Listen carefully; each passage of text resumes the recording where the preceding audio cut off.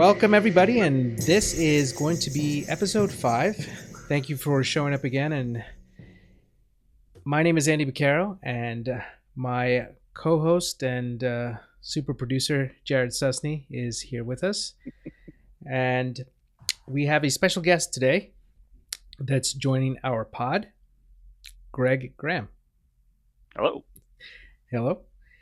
Really quick before we begin, if you guys are enjoying the content and like seeing us or hearing us and haven't subscribed yet, click and subscribe and do all the things to follow and do all the things to follow us and get updates. Tell your friends that old middle-aged men are talking about cardboard, and they might listen while they're mowing the lawn or driving their kids to sports or whatever, because it's something to listen to. And let's face it, you're not looking for new music or anything like that. Your life is pretty boring, so this is something at least. So go to thebottomlessvault.com, or if you want to see the video version, you can go to MTG Old School Live and see the vlog. Whatever tickles your fancy. But without further ado, we're going to get into this. Middle-aged men. Yeah, which is another story. And our glorious gray beards. Probably even, I think we just lost viewers there, but...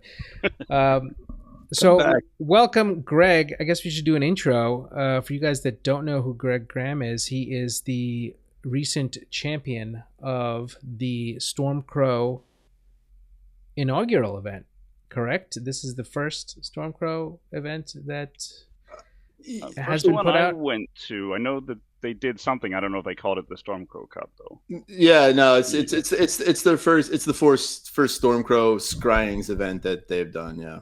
Yeah, the last one they did was the John Con team tourney. And we're all about Scryings here on the podcast. We're trying to push Scryings, and we love talking about Scryings. And we really get upset we don't see enough Scryings cards. So we figured we'd invite Greg to talk about. I had lots of Scryings cards. Yeah, his Scryings deck. But before we get into that, we should probably learn a little bit about you. Why don't you tell us a little bit about yourself and your Magic background and how you came about to find Old School and Scryings? So I started playing early '94. I think I started with a starter deck of Unlimited and a booster of Antiquities, and didn't get a whole lot of old stuff because I was living in Bridgeton, Maine at the time, which is kind of a little ski resort town. So we didn't have a card store. We had a guy who had a basement, and he sold baseball cards out of it. And we eventually convinced him to start getting Magic cards, and he would get one box of a set and then allow us to buy like 1 or 2 packs. So eventually, things got bigger and bigger. But then we moved to Houston, and there was Magic everywhere in Houston. And so got into, probably around Ice Age, really started getting into actually building the collection. It was more than just a couple sealed cards and stuff, and, started getting more competitive. And I played until about Mirrodin, with like a little break after Mercadian Masks. And then I took a long break until about 2014 when I started playing online with those, I think the iPad had an app. It was Duels of the Planeswalker or something that I found. And then when my son was born in 2015, I was like, you know what? I like Magic. He'll probably like Magic. I should start getting into stuff. But he better like Magic. He better like Magic. Spending all this money. So I started building my collection and looking at the new stuff and learned what the hell a Planeswalker was and all that stuff. And then, Standard wasn't interesting. I tried Modern, and that wasn't much fun. And I tried Legacy, and I was like, this is at least something. And I was playing Legacy, and somehow I found out about Old School. I don't remember how, but I stumbled on Magnus's blog and was like, this is amazing. And that was late 2016. Awesome. And dived right in, stopped playing Legacy pretty soon after, and so it's pretty much been Old School variants and a little bit of pre-modern or middle school here, but mostly just Old School ever since. So nice, really good. Where are you now? You're in. So I'm in northern-ish Virginia, so not quite the DC area, but about an hour half south of that, near Fredericksburg. So. Nova. Yeah, not quite Nova. I don't have to pay Nova taxes or deal with Nova traffic, but close enough to Nova that I can get up there for like Jimmy Cooney's events and stuff like that.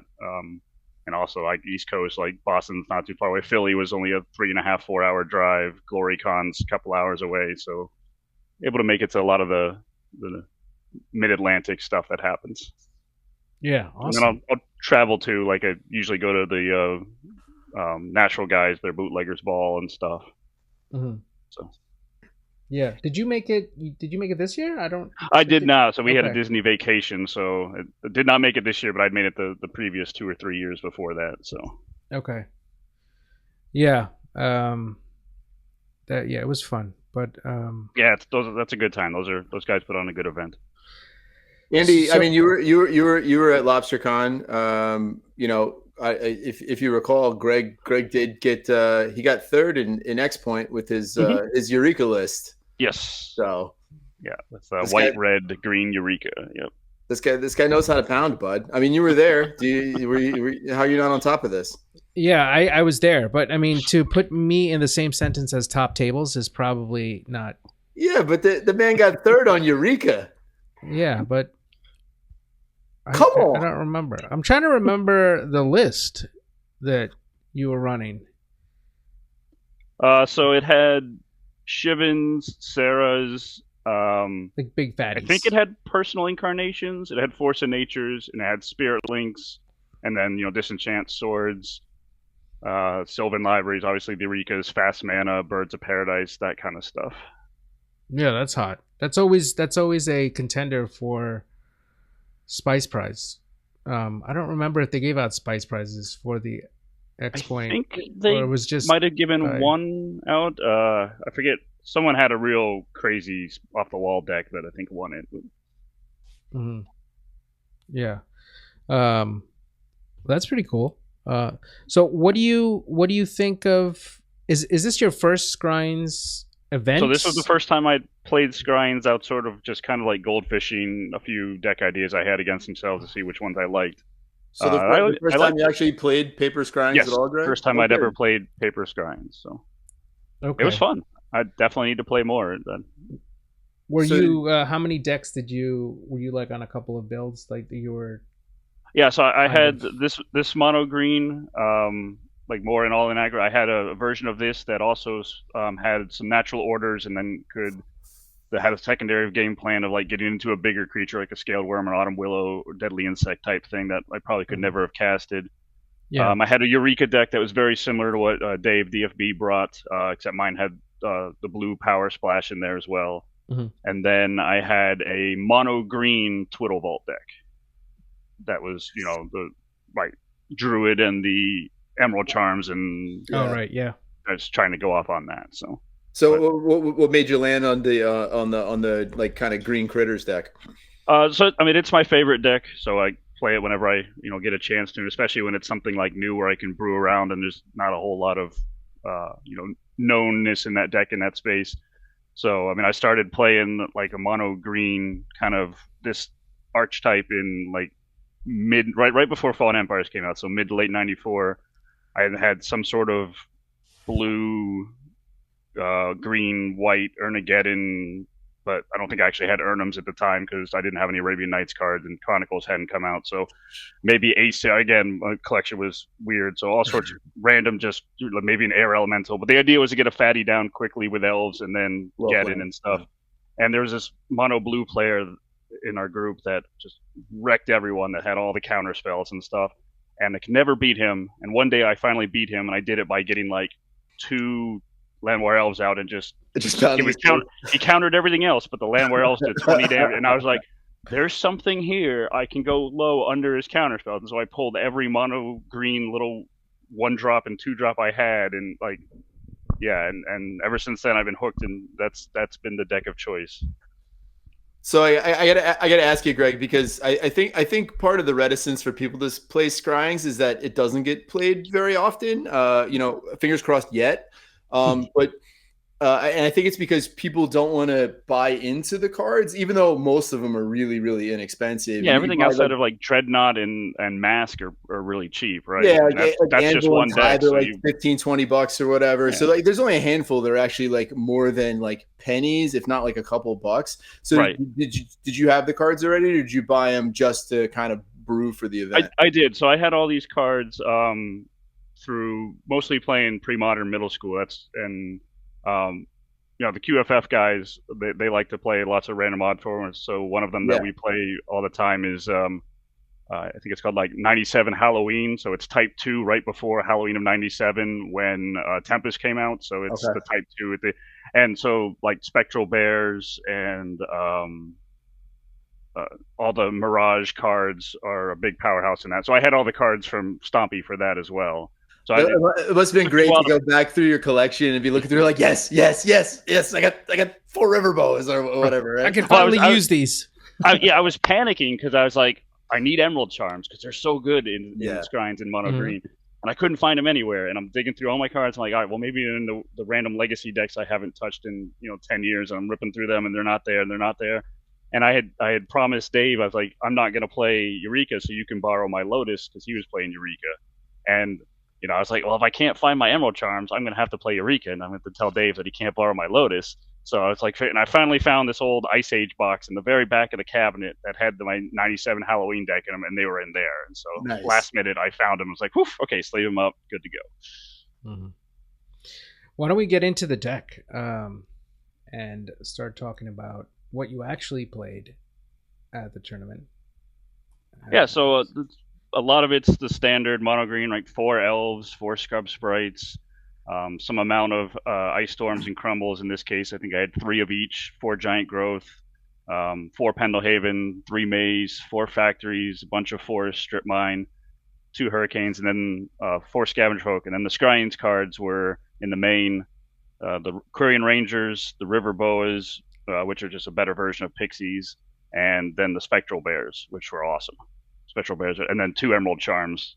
Emerald Charms fixes so many of the deck's problems. It takes out all the painful enchantments like Abyss and Moat and Blood Moon and Crusade, and it even the target creature loses flying helps. You're gonna take some pain and 3 or 4 to 1 yourself, but sometimes you have to do that to take out a Sarah. They attack with a Sarah, you make it lose flying, you chump block it, take it out, and otherwise the Sarah's going to kill you and win the game, right? Yeah, it was pretty cool of Magnus to kind of like earmark Emerald Charm and Funeral Charm as like 2 of the charms that their modalities were more than just one that had value, like versus Vision Charm, right.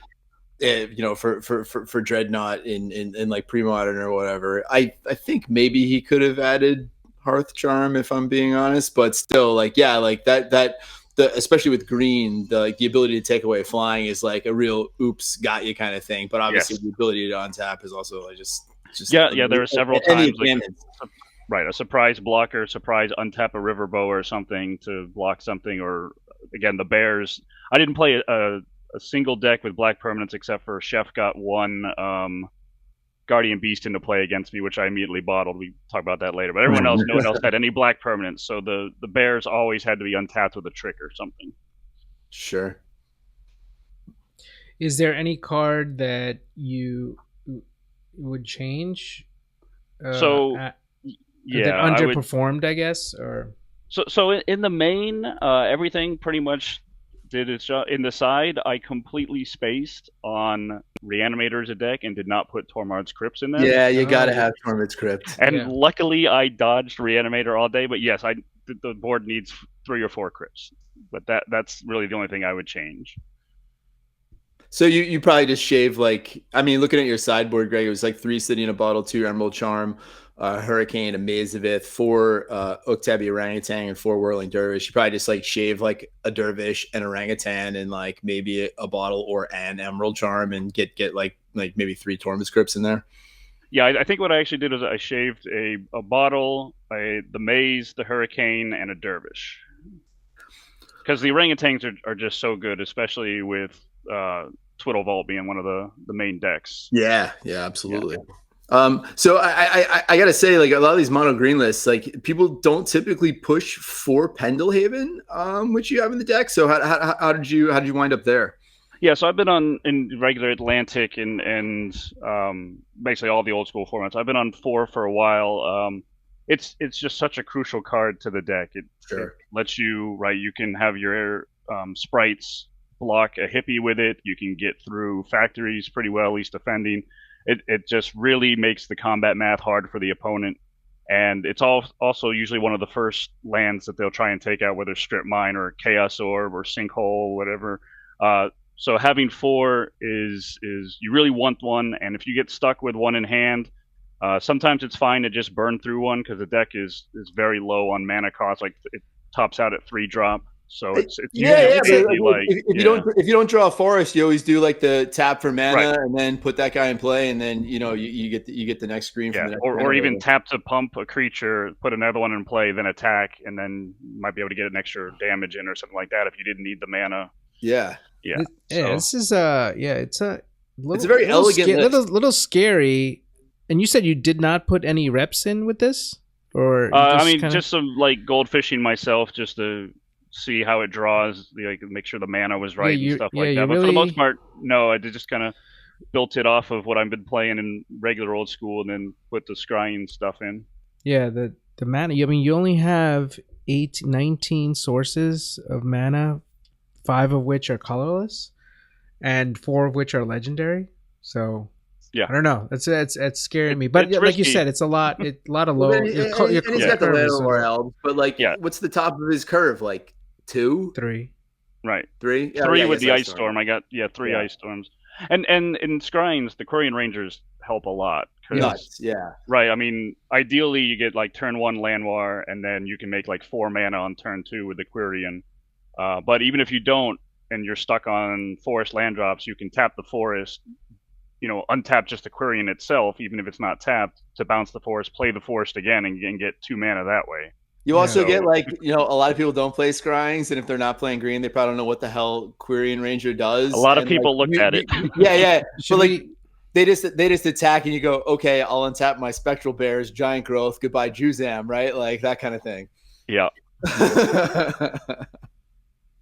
No, I was just bringing that up because that was pretty good of you to not, kind of land on this just amount of mana. It seems like it's been tested, at least, play tested before, and it works out. But so it's just a test. It's just a testament, I guess, to you. Like the mazes and the factories, like you got to be very like kind of diligent about like what your land drops are, right? Mm-hmm. Like in terms of how you're playing them, because you're losing land drops with maze. But if you needed to protect yourself, you have to get it on the board, and then like when you play the factory out, that kind of thing. But like the list overall is like, you look at it and you're like, this won an event in a room full of like Phyrexian dreadnoughts, and right. I mean, I jumping ahead a little bit. Like I got to play Greg round 3, and like I had Geddons in my list, and that was like one of my bangers in the list. And like every time I cast Geddon, I'm like, I know he has a Pendlehaven in his hand, and this Geddon's gonna suck. Right, I'm gonna just like immediately reload and. It's also you can just respond to the Geddon by bringing back. Right? Wait, no, that doesn't work. Forget it. Did you have like any decks that you played against, and this is just kind of in general for the tournament, that you had issue? Like, what did you do? Was it tight games in the rounds? Did you like run over everybody? Why don't we just get into his matchups for the day? I don't know if you have a specific memory of like I'm bad at remembering what happened, but if you remember what happened, like I remember I remember the matchups. I remember some details. So round 1 was against Dan White, who I think finished 5th. Yeah. He was on mostly, at least I think, a mostly red deck with a blue splash for the power and stuff. A Candle Flare deck. So I beat him 2-0, and I think a lot of that was he got mana screwed. I blew up his land. I did what the green deck does. I blew up his lands. Whenever he got a mana flare out, I hit it with an Emerald Charm. I just had all the answers, and I just smacked him in the face with bears and other creatures, and just got there before he could really establish anything and burn me out. Mm-hmm. And then round 2 was against a green-red Arborea deck. Which was a surprise. Did not expect Arborea out of a green-red deck. Wow. So I beat him 2-0, and that was a case of just getting early pressure in, dealing him on damage. He would eventually, in both games, got an Arborea down and, turned me off from attacking. I think one time I was able to Emerald Charm it, and then he regrowthed it and played it again. But Oh wow. both those games I won with hurricanes for lethal. I got him down to under 5, and then was able to just lethally hurricane him to finish him off before he could do whatever he was going to do to set up and win. Yeah, I did really like you had because you had two main deck hurricane and then one on the sideboard, right, Craig? Yeah, it's like people sleep in that card when they play mono green for some reason, and it's so good. If you get that early ping damage in, like it's just like GG's.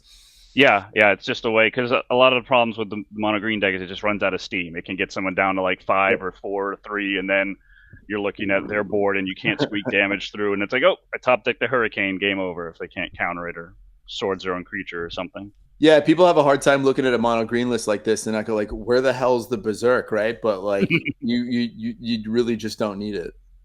Right. So I do like Berserk, and I have played it in a few decks, but I find when I play Berserk, especially in like the low end mono green that's not running Urnums and Suchis and things like that, I mostly end up using it. Yeah, I use it as a removal spell. It's the green sword of Plowshares, right? Yeah. They attack you with a Sarah. I take 8, but I get rid of it. Sure. So, but yeah, I like Berserk. It's just hard to find room because unless you can also pair it with a giant growth or multiple giant growths, it doesn't do enough damage to really warrant being in the deck, in my opinion. It just sits in your hand too many times. Get into the whole stalling thing with green too. Like if they wind up swordsing that creature or whatever, and then you wind up with the card disadvantage of it, it's just like a real feel bad. Just a blowout. Yeah. So that was round 2, right? That was round 2. Yep. So 2-0, 4-0. Then round 3, I played Jared. So let's talk to the opponent. Yeah. What did it look like from your end? I paid no attention at events, so I had no idea what you were playing whatsoever. What were you running, Jared? What were you? My list was bizarre. Like I had no time to prepare for this, and like we had a sisters meetup the week prior, and I was playing. You were playing the same. No. I actually played a completely different Scryings list. But like I played Rook Eggs in my Swedish list, and I'm like, I want to play Rook Eggs because actually Rook Egg kind of seems kind of good in this room. Yeah. For like a couple of reasons. So like I basically just jammed Rook Eggs into a red-white deck with the good removal spells in a list with Illusionary Mask and Dreadnought and Armageddons, and I was like, it was very much like a mishmash thing. I literally built it like 15 minutes before I had to leave my house, so it wasn't great.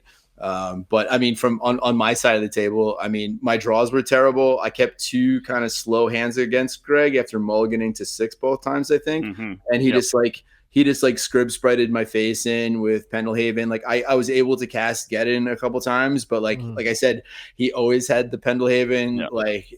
And like I'll admit my draws were really bad because like I had main deck Falling Star and like Earthquake, so like I could definitely, if my draws were a little bit better, I might have been able to give more a game. But like he just like he basically blew me out. Like I did nothing. I cast 1 Dreadnought in both matches and he crumbled it immediately. Yeah.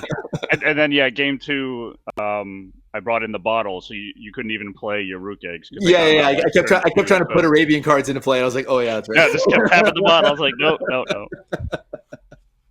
So yeah, I took that one down 2-0, but Jared didn't see it that way, and he put on the slip 2-0 for him. This is why I don't fill out match slips, and I'm the one that screwed up. I screwed up pairing. I put the 2 next to my name like an idiot because I was Levi and fucking Andrew came down just drinking beers, and I was like half-catting with those guys, and I was filling out the match slip. So I put the 2 next to my name, and the pairings go up, and then like I'm looking over, I'm like, I'm not playing Scheffenacker in like at like seat 5 or whatever it is. So like this can't be right. Yeah, Ty's like there's something wrong here, and I was like, all right, hey guys, hold on a sec. I shit the bed here. I apologize. So yeah, Greg was like in the middle column. I'm like, no, he's 3-0. Which is real fortunate for me because I'd gotten paired with Dave, who again's on Eureka, which is an abysmal match for this. Like, I mean, there's ways to beat it. You take them off mana and just race them, but the second they get the 4 mana and cast Eureka, Andy, you'll appreciate this. I think by the time they actually started repairing, like Dominic had already like he was either about to lose or already lost his game 1, so he's like, thank you. Oh my goodness. Jeez. Yeah, I mean, we figured it out pretty quickly, but like, it didn't take long. Carl, the judge, and apparently the software they're using was kind of shitty, but like they sorted it out. Like it was literally like 10 minutes. Like, so it really wasn't that bad. Yeah, it was very quick, so that was good. That's cool. Did you even think, now that we're on, like when you mentioned the crumbling and all this stuff, did you consider playing main deck orangutans instead, or I did. is it I did just too think about much? it. Yeah, I Yeah, thought about it, but all the four folks and like the yeah. crumbles, like did you need them? Yeah, that's what I thought. I had 7 main deck answers, 8 if you count the Chaos Orb, and so I felt pretty good. And I really wanted, like, if I put them in, they probably would have gone in the slot of the Bears. And I love Spectral Bears, so I really just wanted to play the Bears. And so I knew I would need them, so I put them in the sideboard because again, there's a lot of new artifacts and artifact decks like Vault and stuff that got better because of Scryings cards. But I didn't. If you don't have artifacts out, a 3-mana 2/2 is not what you They're want to be not doing in great. mono green, right? Yeah. And you risk blowing your own stuff up because it has to kill. It's not a May. It has to kill something. Hmm. Yeah. So I really, you know, you also know my list doesn't have any main deck City in a Bottles, which I know most of the mono green like decks that Dave has championed and stuff, and Duncan play and all that. They like him in the main, and I just don't like having cards that could be dead in the main deck. Right. Especially The game margins one, are right? so thin, right? And I have lost a few matches because, like, oh, a bottle would have been great in game one, and I didn't have it. But I've also won a few where bottle would have just been a completely dead card, and having that extra Ice Storm or Giant Growth or whatever I have in its place has been good. So, like you said, with like it's lack of targets too. The second they draw a disenchant, there's nothing else, right? So they're just Right. like that's gonna go whether I have Arabian cards or not, right? Like Exactly. or just to save their City of Brass or whatever it is. So Yep. yeah, Makes sense. Okay. Yeah. So that was round 3. Yes, that was 3. So round 4, yeah, I got paired up against Chef. He was on Okay. Twiddle Vault. So I beat him 2-1. That was my only. He took game 2, which is my only loss of the day. incredible. And so this is where again Ranger was able to shine because I was able to attack with the Scavenger folks and the Elves, and when he would try and combo off and untap his Vault, I could bounce a forest, untap either the Elves to crumble or the Scavenger folk to then blow it up and kind of. So I was able to put the pressure on, but also keep my shields up, which is a problem the deck kind of has in regular old school. Is you have to attack, but sometimes you lose because you attack with your Scavenger folk, and then they play an artifact that wipes you out. Yep. So that was a big thing. It's just very grindy games going back and forth. But yeah, the game he won, he had the Druid out, and with the Druid, obviously that's just infinite turns. So he started that. In response, I bounced a forest, untapped a folk, blew up his Vault. But he had a Twiddle in hand, so he was able to take 1 extra turn. And then I don't know if he had a Vault in hand or top deck the Vault, but he is able to get a second Vault down and go infinite. And I did have another Scavenger folk in play and an untapped Landware Elf to activate it, but I didn't have another force to bounce. So I kind of just ran out of tricks in that one, and he got that game. But then the third game, yeah, and I was able to put on early pressure.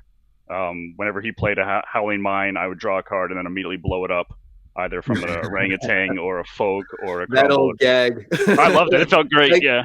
Thanks for the card, jackass. Yeah. So I was able to blow up his key artifacts and just put pressure on him. And if you do that against Twiddle Vault, the deck really struggles. It draws a lot of cards. There's got to be something very satisfying about like the Twiddle Vault player going like fucking 1/1s. Yeah, at one point I think it was game 3 where I did yet again the on his turn in response to him twiddling a Vault. I bounced a land to untap the Scavenger folk and blew it up, and Chef was like, seriously? Which felt pretty good. Come on, man! Come on! Oh man! Because like that's one of the best decks in the format, right? Like in terms of like something that comes to old school that like is getting added like serious utility. It's like it got some real good cards with the Druid and the extra Twiddle in Emerald Charm. Yeah. So that was round 4. So round 5 was against Rug Aggro. So game 1 was real close. He had early Curd Apes. He had River Boas out, Wildfire Emissaries. I think he had 3 factories, lots of and I was basically able to just hold him off from attacking with like a couple 1/1s, one of them which was a Kurian Ranger, a Pendlehaven, my own River Boa, a Maze, and like a Spectral Bears, because like And then he had an island, so my bow was just getting in for 2 damage a turn, and I just eventually got there over like 10 turns because he couldn't make a profitable attack without losing half his board. And like one of the great parts about mono green is like it's Schrodinger's giant growth, right? Like it's always in your hand and it's not in your hand at the same time. So. Exactly. The best giant growth is the threat of having a giant growth in your hand, I always say. So yeah. That was Jeremy. Then game 2, he had a great start. He did like turn 1 library, and then turn 2 Curd Ape, and my turn 2 was City in a Bottle, and then I just ran him over from there. So. That's rough. Yes, it was, rough. And I think he had another like at least 1, if not 2, Curd Apes in his hand when the game was over, and a City of Brass or something. So the bottle really did some work there. Yeah, you know when you're sitting there just holding 1 drop, so you can't play. Going like fuck this guy. Awesome. That sucks. Oh yeah. So that was Sorry, Jerry. So that was round 5. How many rounds did they have? Did they 6? The 6? So it was just straight 6 Swiss, no cuts to top 8 or anything like that. Yeah. So, and then round 6 was Matt Radford, who was also on Twiddle Vault, and I beat him 2-0. Man, you're 2 in a row. Jesus. Oh, that's like what? 2, yeah, 4 and 6, yeah. But and again, same thing. I was able to get some early pressure in whenever he played a mine or a vault. I was able to, for the most part, destroy it. He took a few extra turns, but not enough to go infinite, and I beat him 2-0. So finished overall 6-0 and 12-1 in individual games on the day. So that's pretty good. It just shows the kind of a lot. Some people have been saying that Twiddle Vault maybe is one of the best decks in Scryings, and it certainly got a little bit of a power up with some of the new cards, but it's not unbeatable. I mean, especially you went 4-1 against it. 4-1 against it. Yep. So yeah, and I think my deck's pretty favored against him, and I have a lot of artifact hate, and I can put a lot of pressure on him, right, and continue to disrupt him. So I got very lucky in my matchups. Again, I didn't play Reanimator all day, and even if I had put Twiddle Vaults or Crypts in the sideboard, Reanimator is still a very tough matchup. Like same with Eureka, they have big stuff, and it's very hard to deal with big stuff when you're mono green. Yeah, right. Like with just the Ice Storms in the decks, like you might be able to rip one on like turn 2 if they have like an early Bazaar, but like by then they've already activated it. They've already put stuff in the yard, so now it's just hope that they don't draw one of their 8, Animate Deads or their All Hallows Eve, because again, Reanimator got really good from Scryings cards. Yeah, we'll take a look at the lists, and I don't remember exactly off the top how many Reanimator lists there were in the room, but there were I think at least 2 or 3. Yeah. But I getting back to just Scryings at large, I think it's one of the cool things, like how well the card pool was curated. That like they probably Magnus probably had the idea that like, yes, Twiddle Vault does get better with like Emerald, Twiddle 5 through 8 with Emerald Charm and a couple other aspects, but also the acknowledgement that like mono green kind of sucks, and it gets so much utility in Scryings. Like it does. I mean, I didn't have islands in my deck. It's one of the reasons I didn't splash for blue power, just because like Riverboa, dude, and like I put Boa is a great card, and I still put 2 immolations in my sideboard just to get rid of the damn thing in case I came up against one that I couldn't deal with. Yeah, absolutely. Did you consider, this might be too high casting cost, did you consider Primal Order? Or would that have been a good card on the day? Or what did you guys... So it probably would have been a good card on the day. The first match, Candle Flare, he had a few duels, not a whole lot.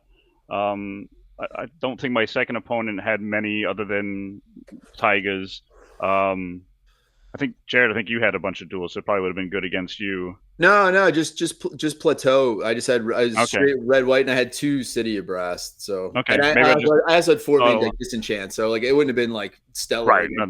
That was another thing I thought about. I mean, I think the problem with Primal Order is number 1, it's slow, and number 2, like a lot of people that have duels are probably gonna have disenchant or some kind of counter spell, and then also now green gets Emerald Charm. Right, so you can get rid of it anyway. You're popping. Yeah, and I have 12 non-basics in my deck, more than half my mana base. Yeah, take that. I was very worried about putting it down and just dying to my own order. So that's why I did want to, but I think I would have had to shave. I mean, I'm assuming you're probably ahead on life at turn 4, yeah, or whatever. I would think so. Yeah, the race is probably. I guess maybe you can consider like a one of as a finisher, right? If you do get them down to like whatever it is, 5 life, and then you just slam a natural order. If they primal order, if they can't deal with it, then that finishes them off. But and the Hurricanes are kind of filling that role, and they also have a little more utility of being able to deal with Hypnotics or Sarah's, things like that as well. So that's, I think, when that Hurricane could have been a primal order, but I felt the Hurricane was a little more versatile. Yeah. Was there any other green decks in the room? Oh yeah, at least 2. So Juke Andrew, he was on a green, but he'd Winter Orbs and like Autumn Willow in his deck, so he was going a little off the deep end. Yes, I think I saw at least one other mono green deck in the room. We'll take a look. We'll go through the list. Yeah. We'll roll through the list here shortly. But shit, I just had a question and it totally escaped me because my baby's crying in the background. Well, I completely lost my thought. So, I mean, to that end, do we want to take a look at some deck lists and just let's go into just jump it up a little bit? Let's go into some of the deck lists. Where do you want to start? Let's. I mean, just I guess the first Imgur Bank, and we'll just kind of scroll. So I'm gonna do a Stormcrow count of Scryings cards, and it's not going to start out well because the first deck is Abe Clayman, who I've known for years through the Discord and finally met him in person. But Abe here is on like stock-ish the deck, and if I remember correctly from looking at it, card. Yeah. I think he's got 2. He's got an arrows in the deck. He's got arrows in the sideboard. Arrows in the sideboard, and I think he had one. I don't see anything in the main deck. Yeah, one Mesa, one Sacred Mesa. Yeah. What is behind this Winter Orb? Not Winter Orb. I got Winter Orb on that. Oh, Sacred Mesa. Behind the COP red, is that there's 2 control magic? I don't know. Oh wow! I just tried. But it looks. They got a 1 blue pip, so it's probably a blue blast. It's probably a blue blast. So yeah, I mean, this not much to say here. It just kind of Abe. Yeah, I gave Abe crap too because Abe's one of the DC guys. So good. I've known him for a long time. So when I saw him doing his deck picture thing, I was like, Abe, you come to Scryings and you play the deck. Come on, man, try hard. I mean, play the deck, but put more than 2 Scryings cards in it. I mean, like, well, Abe's usually a spicy guy too. He likes to bring like the spicier brews and stuff. And does he really? Okay, I guess he gets a pass. At least in the stuff that I usually see him play at, like the Cooney events and stuff, he's usually not on like the deck. This might be the first time I've ever seen him play the deck. I don't know. I feel like you could argue that maybe a Zern Orb is probably worth a slot in the 75. At least in the sideboard. Yeah. It might probably be better than one of those ivory towers. Exactly. Might be better than the ivory tower. But yeah. All right. Moving on. Number 2. So this is the All Hallows Eve deck. So Amy Ribber Amy Ribber, this was actually his very first old school event ever. Very nice guy. He was sitting like cat corner to me. I think in round 5 maybe, or no, or maybe it was 2. I don't remember. But yeah, this was his very first ever old school list, and pretty good stock reanimator. I love it. He came prepared. Lots of I like the artifact blasts in the sideboard. That is for City, yeah, of course. Yeah, you gotta deal with City in a bottle. I do like he went. I like how he got the Rasputin in there, and he did get Spirit of the Night. So he was thinking about stuff. I'm interested. I wish I could ask him like the Miser's orangutan in the main deck. I guess because he has literally no other artifact removal whatsoever. Maybe he just wants something for bottle. or to force somebody to sack a crypt early or something like that, I Or suppose. yeah, crypts, yeah. Because you could Buried Alive for it and then reanimate it and blow something up and then play whatever you need to play. Wow, that seems like a lot of hoops. It is, but if like there's a bottle in play and you need to get your bazaars down, I might have to go with like Shatter. yeah, Shatter seems like it would be good in the 75 somewhere. Or yeah, Shatter. No, I was gonna say Shatter Storm. Is it? But he's got all the. No, that's not gonna work. But yeah, No. this is coolest. He's got a lot of stuff going on here. I mean, for his first old school event, I mean, this guy's got a pretty baller collection too. I mean, this is like unlimited loaded, Loa. He's got the. Is he a vintage guy? I was going to say, it sounds like probably a vintage player. He must have been, because who the hell else has 4 bazaars for like actual no reason, right? I'm sure this guy like he's a dredger. Yeah. Yeah, I'm glad I didn't play that deck. That would have been awesome. That's awesome. Next is the winner of the worst deck pick. So Andy was I guess he was tweaking the deck. He had come the night before and like stayed there, and I guess he was tweaking the deck in the hotel room. So this is like his on the hotel bed. But I do, give him a little bit of props for like trying to do the Basalt Monolith style thing with the deck photo. Okay, yeah, that's good. Yeah, and you could see the cards at least. There's no glare. I'll give him that. But Andy did finish third on the day. So okay. What is that? What is that under his Guardian Beast? So we should probably talk about his deck. So Andy's got a very he's got a highly altered card pool here. So I think underneath the Guardian Beast is just a bunch of it's the blue power, a mana drain, regrowth, I think recall, and then the Pee Wee Herman balance there. Yeah. Okay, so he was on Power Monolith with Magma Mines as his finisher. Win con. Yeah. Yep.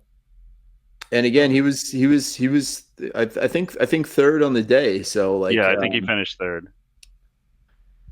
Cool deck. Okay. What are the Scryings count? What's the Scryings count for this one? Yeah, Scryings count. We got 4 main deck Magma Mine. We have a City of Solitude main, and then another City of Solitude. He's actually only playing 3 Magma Mine. Yep, 3 Magma Mine, one City of Solitude. So 4 main deck Scryings cards, I think. And 2 more cities and a Zern Orb in the side. Yep, and he's got 2 Undiscovered Paradise in his mana base too, so he's got that. So look at you, look at me. I think he's got 8. He's got 8 Scryings cards. So like that's the right number. Okay. Chris Jones is on a red green kind of. I was gonna say mid range, but not really. He's just I think it's just red green aggro. Yeah. Yes, it's just like damage to the face. Stormbind aggro. Like I mean, only 1 Stormbind. I don't know where he placed. I can't imagine this deck did terribly well, but whoa. He could have done well. No, I don't think so. I mean, I think the second place finisher was on a red green aggro. That's not too different from this. So were they? Yes, red green aggro gets there sometimes. I'm surprised he doesn't. Maybe he just doesn't. Yeah, that's why I played in round 5. Yeah. Maybe he just doesn't have the cards. But Dwarven Miner is popular in red green, and so is like the Tinkerers and all that stuff. So yeah, see, he punted and put the primal orders, and he's got 2 primal orders in his sideboard. I mean, props to him for his Stormcrow Scryings count, because he's definitely through the roof here in terms of Scryings cards.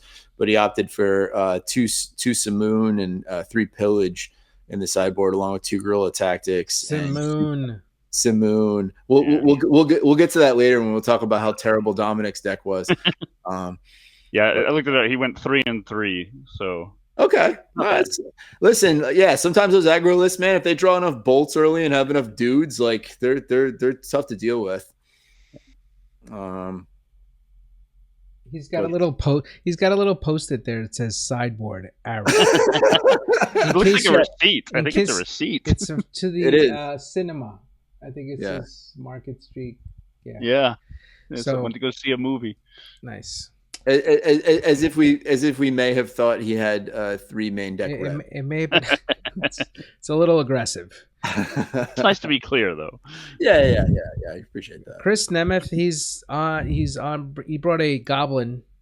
So can I mono red build? Let me provide a little insight into this. So little story, little background story. Yeah. So Chris carpooled with me. Okay. And Chris gets to my house, and I was like, "Dude, you want to lay your deck out? Like the orange you see around this deck photo here is on my pool table. So like, I take all my deck photos I have like orange felt on it, just like for contrast. I don't know. Yeah, contrast and continuity. And I was like, "Do you want to lay your deck out on my pool table?" Which a lot of people do when they come over. And he goes to go in his bag, and he goes, "I forgot my deck." And I'm like, "You're totally." Oh, he was telling me this story. Yeah. So like, luckily he got here like early enough where we were able to like deal with it a little bit.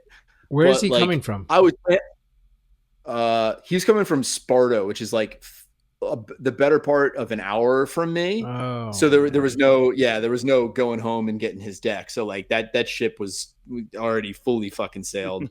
And like his original plan was to play something similar to Svante Landgraf's list that I think got top 8 at the recent Arvika Scryings event, which was like kind of it was basically goblins with blue power with the draw 7s and everything. So he had planned to play that. And then we were like thinking about throwing that together, but then like I only have 1 Goblin Elite Infantry for some reason, because like even if I played Goblins, I think that card kind of sucks, and I would play something else. But he's like, fuck it, I want a Blood Moon. So like we literally built this list like from my cards like in like the half an hour before we were leaving for the event. So anyway, that's the backstory here. Okay, so with that in mind, it's not a terrible last minute deck, right? I mean, aggressive, is blood mooning, goblins. The time we spent building his deck and then like trying to come up with numbers for this like was the time I was planning on like tweaking my list, which I had done 0 of, and also David Third's list, who I'd lent him a deck for the event because he just didn't have one. But I didn't have any time to do that, which is why mine and his list probably wound up a little suboptimal because I didn't really get time to think about him at all. But like, I think it's a strong deck. The problem with goblins is like kind of like the mono green, right, Greg? Like if you peter out with this, like you're just shot. Yeah, and the goblins at least has some the burn aspect, so you can always top deck a grenade or a bolt or something to finish it off. Unlike green, where you're hurricane or bust sometimes. Yeah, I could have swore that we settled on a main deck fork and 1 main deck hammer, but he only went with 1. I just basically left him with a pile of cards. I'm like, dude, I have to figure it out. Your shit out before we leave. Like here's all this shit. Like just put your deck together. And like I feel like if you play Goblin Grenade, like you want to have some number of fork in your main deck. Like maybe that's just me, but that's 10 points of damage, right? So like, right. So you guys landed on 8, 12, 14. 16 cards main deck with the 2 hammers, the grenades, the tinkers, the vandals, the elite infantry, and the hordes. Yep. And the sideboard 2 wildfires, 3 dwarven miners. 3 dwarven miners. I probably think I don't know. I think the wildfires are better than the hordes, but I happen to agree, but like he didn't have. I don't think he had Boldivian hordes in his original list, and like I had a set of them, and he's like, yeah, if I'm going to play, yeah, exactly. And also it's kind of a fun-ish combo. Like one of the first decks I was thinking of doing was like literally 4 main deck Boldivian horde and 4 main deck Hammer of Bogarden, and really leaning into that. That way you could just like discard. You potentially discard the Hammer of Bogarden when you cast Boldivian horde, right? Yeah. But he wasn't leaving here without a deck that wasn't like packed full of Scryings cards. He kind of struggled with whether or not he should play Goblin King, and then I guess ultimately opted to not. But I think he could have maybe had 1 or 2 in the list, to be honest with you, with the 4 main deck Blood Moons. Yeah, that's true. All right. Next is probably the winner, Here we go. the complete Yeah. opposite to to Andy Blaufar's picture. This probably wins the best picture award here. I meant to And ask it won Nick, the Spice, I think. yeah, won the Spice Prize. But like the way he did this with like obviously graphic design, like overlapping the lich with the diamonds, like It's over impressive. the neck photo. Yeah, really, really nice. I mean, this is I don't have time to do that. I just lay it out and take the picture. this is top tier. Yeah, top But yeah, tier it looks very deck nice. pick here. But he's playing obviously a lich Dreadnought. Wait, how many combos did he put in here? Lich, Dreadnought, Mask. He's got Diamond Valley the Lich. Yeah. and kind of a lot of acceleration. Wait, hold on. This one's Spice Prize, so I'll do the thing I normally do where I talk really fast. This deck deserves to be meted out like in audio. Yeah, if people don't watch the that's video. true. So here's Nick Santini's Spice. Take it away, Jared. Thank you. So 3 Diamond Valley, 3 Lich, 4 Zern Orb, 4 Dark Ritual, 4 Fast Bond, 3 Illusionary Mask, 3 Phyrexian Dreadnought, 4. Why am I forgetting the name of this damn land? I just said Undiscovered Paradise. Undiscovered Paradise. 2 Infernal Contract, 1 Regrowth, 1 Sylvan Library, full set of Mox, Wheel Lotus. I don't know what that artifact down at the bottom is. Soul Ring. Soul Ring. Sorry, yeah. So he's basically So he's got basically all the power here except time to. Or does he play time to? Yeah, he does. Twister's above the walk there. Yeah. So apart from the 4 Undiscovered Paradise, the rest of his mana base is 3 City of Brass, 1 Badlands, 4 Scrubland, 4 Bayou, and 4 Underground Sea. And his sideboard, 4 Disenchant, 3 Underworld Dreams, 1 Mirror Universe, 2 Gloom, 2 City of Solitude, and the 4th copies of Dreadnought and Illusionary Mask, and the Chaos Orb and the sideboard. Love that. Interesting. So I got to play this. I got to play Nick round 4. Yeah, I played Nick round 4, and he clearly knew how to, I mean, obviously this deck had some thought put into it, but he really knew how to pile it. So again, I didn't know what he was on when we sat down, but I think he was on the play game 1, and he played Fast Bond, I think turn 1, and I go, listen, dude, like, full disclosure, I already know what you're doing here, and like, take your time, but like if you feel like you get to that point, just tell me and I'm going to scoop. So just not waste our time. And he's like, I appreciate that. But like he was a really good pilot, and he's like, sorry, I got to think. I go, dude, you're playing a highly technical deck. Like, take your time. It's cool. So he actually wound up comboing off on me on turn 2, game 1. Game 2, he stalled like 3 turns in, and I actually earthquaked him for 6 when he only had 6 permanents on the board, one of which was Lich. So that was So that was very satisfying for me. And then big smile on your face. You're like, yeah. Good way to win. I was like, earthquake for 6. He's like, yeah. That's game. And then game 3 was pretty sweet. Like I think he played Wheel. And then he stalled on the wheel, and I wheeled into Mask double Dreadnought. And then the next turn he played City of Solitude when I had a disenchant in hand, and he went off on me. And I was like, son of a bitch. That's so funny. Super awesome deck, though. I mean, like, really well thought out, and like that's a cool deck. Like the Diamond Valley with the Dreadnought Mask combo to draw like your entire deck off of Lich, and like the Zern Orbs Fast Bonds. I mean, Andy, this must appeal to you in like more way than one. Yeah, the only thing you have to attack with the Dreadnought to actually flip it to then sack it. Like, you can't just. But you can play the Dreadnought in response to the enter trigger, sack it to the Diamond Valley. Correct. That's how the greater. Oh yeah. You could do it. Yeah, so you don't can even do it with need that. to. So you don't even right. need to Yeah. Exactly. So did he? So ever... I think the Mask is there more for the secondary game plan of just actually win. Yeah, win right. So yeah, he did have anecdotally, he did just get some wins just by swinging with Dreadnought, but he did not do that to me. He just like played the Lich combo insanely well. Yeah, he's so in on the Lich. So I mean, he's put more reps into with this me, but then with this deck than I have, or because I have put 0 time in with this deck. But wondering if you can probably go down to 2 masks. But what I do like is the Infernal. What is it? It's not Infernal Contract. Infernal Contract. I love that with Lich. It's great. Yeah. Yes. It's so good. Not much of a drawback when you're already at 0 life. Yeah. Both games he beat me, he cast the contract in both of them. And like he was doing the whole Bryant thing of like he had his like the mana dice out like as he was like playing lands with fast bond, sacking stuff, like he was really dialed in, like he really knew how to pilot this. So it was really cool to see, honestly. Yeah, you appreciate that. I mean, if you're gonna play a deck like this, it just for everybody's sake, for your opponent's sake, put the reps in and don't you don't go to a tournament with a deck like this not having put in some time. A lot of time, honestly. It's kind of like Twiddleball, right? Exactly. It's like someone like Ty that's like played it a million times, or I'm sure Chef or who are, I think Tom Swindell was also playing it that day. Like, you don't spend 5 minutes thinking about casting like putting a fucking tropical island in play and then go and pass. Like, don't do that to people.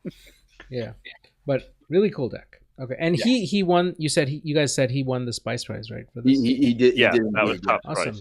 Yeah. Which fellow sister Ty Thomason was apparently a little salty about, but that's only because he wasn't even in the running for Spice Prize. Wow, shots fired. Okay, moving on. Forrest Walton looks like he's playing a black red, kind of good stuff.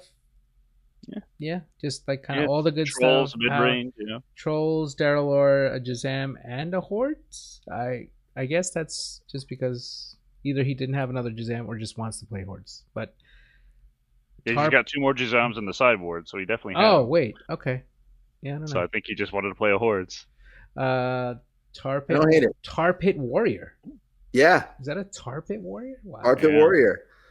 So again, I feel like I'm talking way too much in this pod, but I played Forrest round 5, and apparently he came out from Indiana with I think 4 other guys that were from like all over the place, and like I guess he said I think he said he had 4 kids or something like that, so he only gets to play old school like 2 or 3 times a year, but he had played vintage in the past, which is why he's got like this sweet like unlimited power and everything. And I felt so bad, like I destroyed him. Like he did like actual nothing against me. Super nice. We actually played a 3rd game for funsies, and he beat me after I 2-0'd him. Really, really awesome, nice guy. But Tar Pit Warrior, real bad. Pyrokinesis making the main deck. That's not in the card pool, Andy. Yeah. What is sorry. I'm thinking I'm still on a AAA. Greg, I'm sure you've never listened to our podcast before, but Andy has. I do actually. Was listening to it earlier today on the way back getting my oil changed. We're really blowing up in Virginia. Andy's got incredible form for just saying the wrong cards all the time, which just blows my mind. But main deck pyrotechnics, I like that. And he doesn't play any. He doesn't play any Mishras. Oh my god, dude! Come on. I did that on purpose. I know you did, but like, I mean, I credit to him. Like, can you really? I mean, maybe you could squeeze 2 factories in here, but like, you really need the red and black mana to. Cool deck though. He just jammed a bunch of cards in it, and I dig it. I think I would have leaned heavier into Stupor, maybe. Yeah. Yeah. It gets better the more you have, I guess. Yeah, that's true. Yeah, it's like him, right? Yeah. Next is Greg Graham.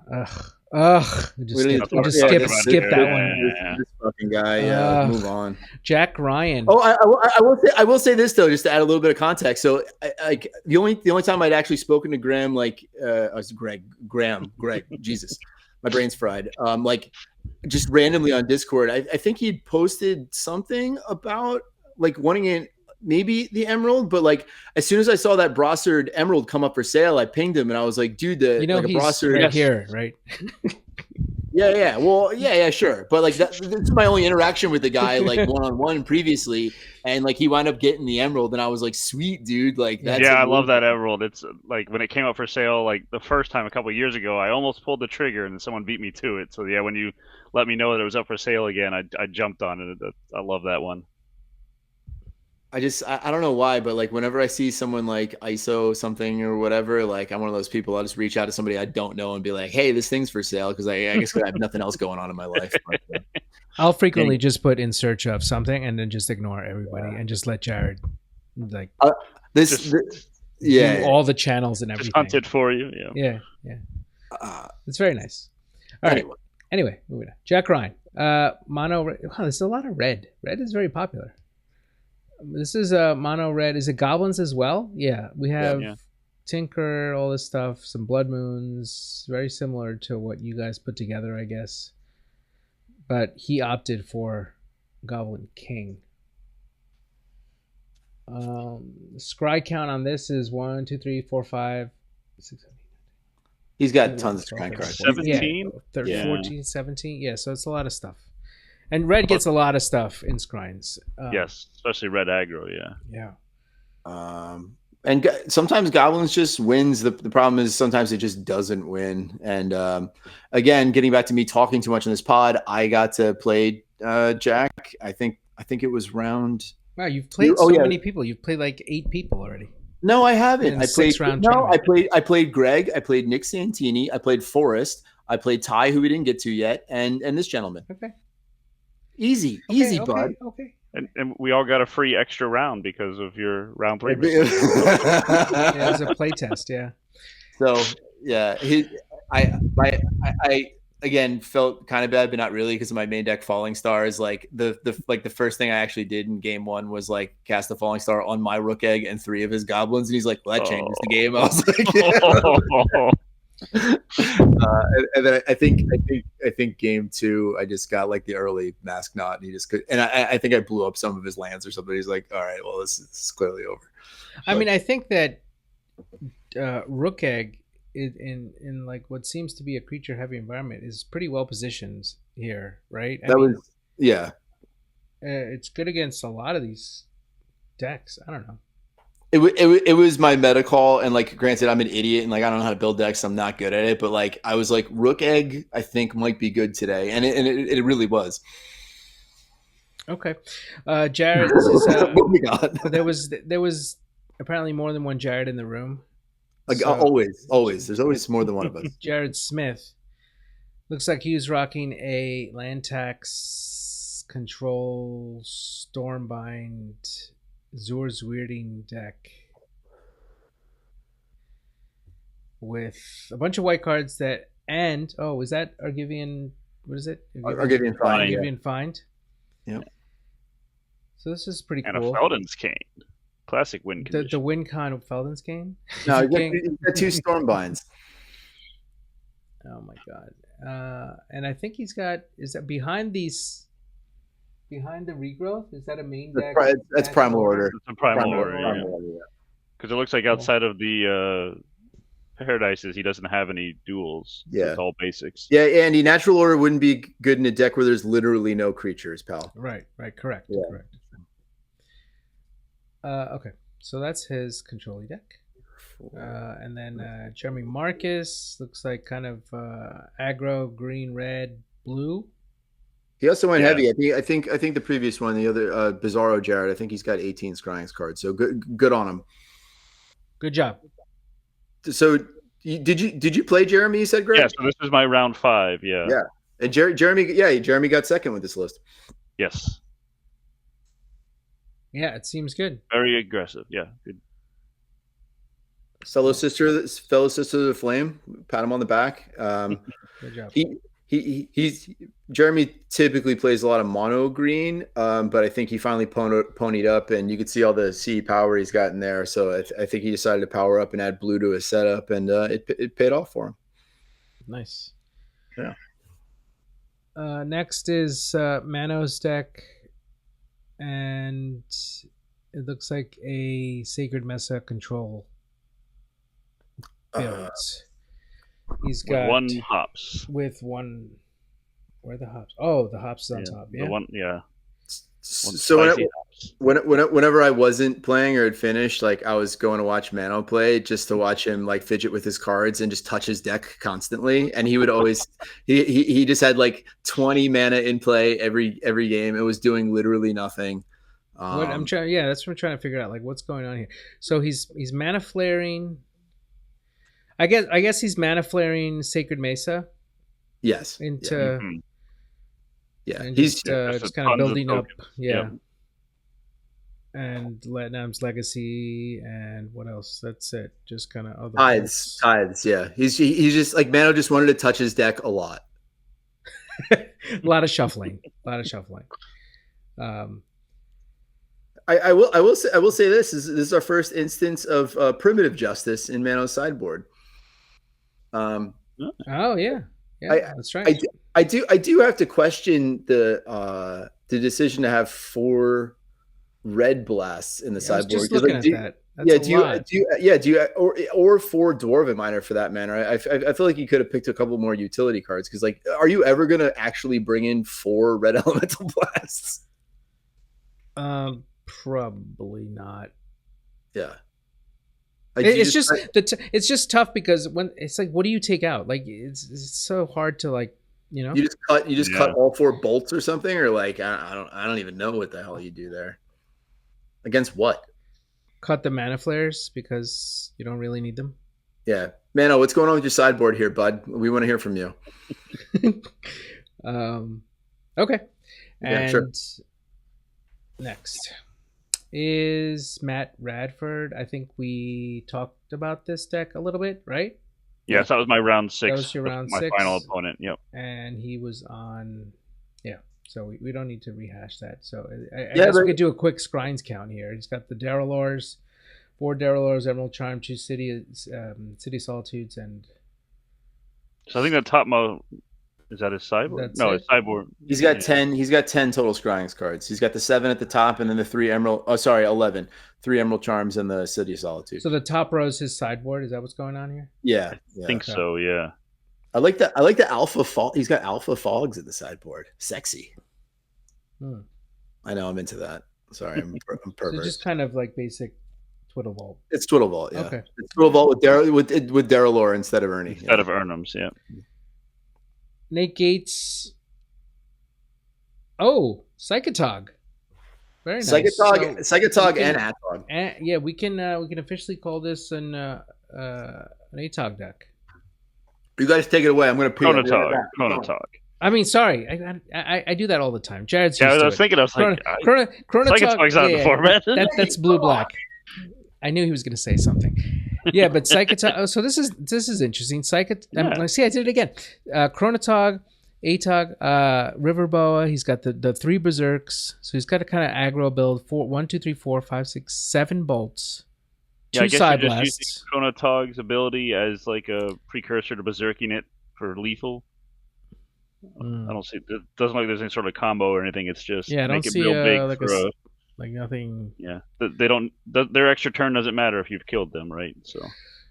Right. I think it's just putting as much pressure as you can. Plus, it's cool, right? You have 8 Atogs, but very nice. Simoon in the sideboard again makes an appearance. I wonder if Manowar might be. I guess he brings that in for. It's good against Reanimator. It's so good against tempo. It's like it's such a tempo play, but I wonder why that didn't make it main deck. But okay. Are you still finishing up Nate's deck? Yeah, we were about done. I was just wondering how come Manowar wouldn't be main deck, because it seems like this is an aggro tempo deck, and I guess he's just trying to do what he's trying to do game 1, and then bring it in if he needs it out of the sideboard. I will say Nate's last Scryings list, and I can't remember what event he played it in, but he was on Chronotog Stasis with Mana Vortex, which appeals to my sense of romance, and I was kind of hoping he was gonna like tune that deck up a little bit. He's like, no, I'm playing Chronotog Atog. I'm like, you boring bastard. So bad. I don't know. Berserking to Chronotog's pretty fun. It's pretty sweet. Yeah, I'm not gonna lie. Next is Nick Mostovich. He looks like he's just running a typical control deck. Yeah, I don't think there's much to say here. There's this Sage of Latnam, Suchi's, Power, Legacies. Yeah, Black Executive Freeze, he's just all the trying good to. white cards. Yeah. Yep, he's drawing Yeah, cards. Abyss, Wrath of God, and yeah. So what's he doing? He's trying to win with the big fireball, I guess, or maybe get some damage in with the Suchi, or Yeah. clean the board, maybe do some factory damage. Yeah, yeah. So I guess it's kind of a triple Yeah, I think S-ish it's kind just of deck, like a but it's only got not. yeah, It's yeah, I would say it's more the deck, but with a couple Yeah, creatures. yeah. Okay. Shout out to Nick though. He donated quite a lot of stuff to the raffle, so good on him. He made a lot of money for the charity that day. Parker is Yeah. what is he? Parker Shuffle. He's playing Ivory Tower Greed. So Parker was given this deck and he did not build it. I don't remember the actual story, but like yeah, apparently someone handed him this to play and yeah. I don't Like think Parker day has of? cards anymore. I was talking about this earlier. He's divested from Magic, and so he'll come play, but someone's got to lend him a deck. Oh, okay. That's interesting.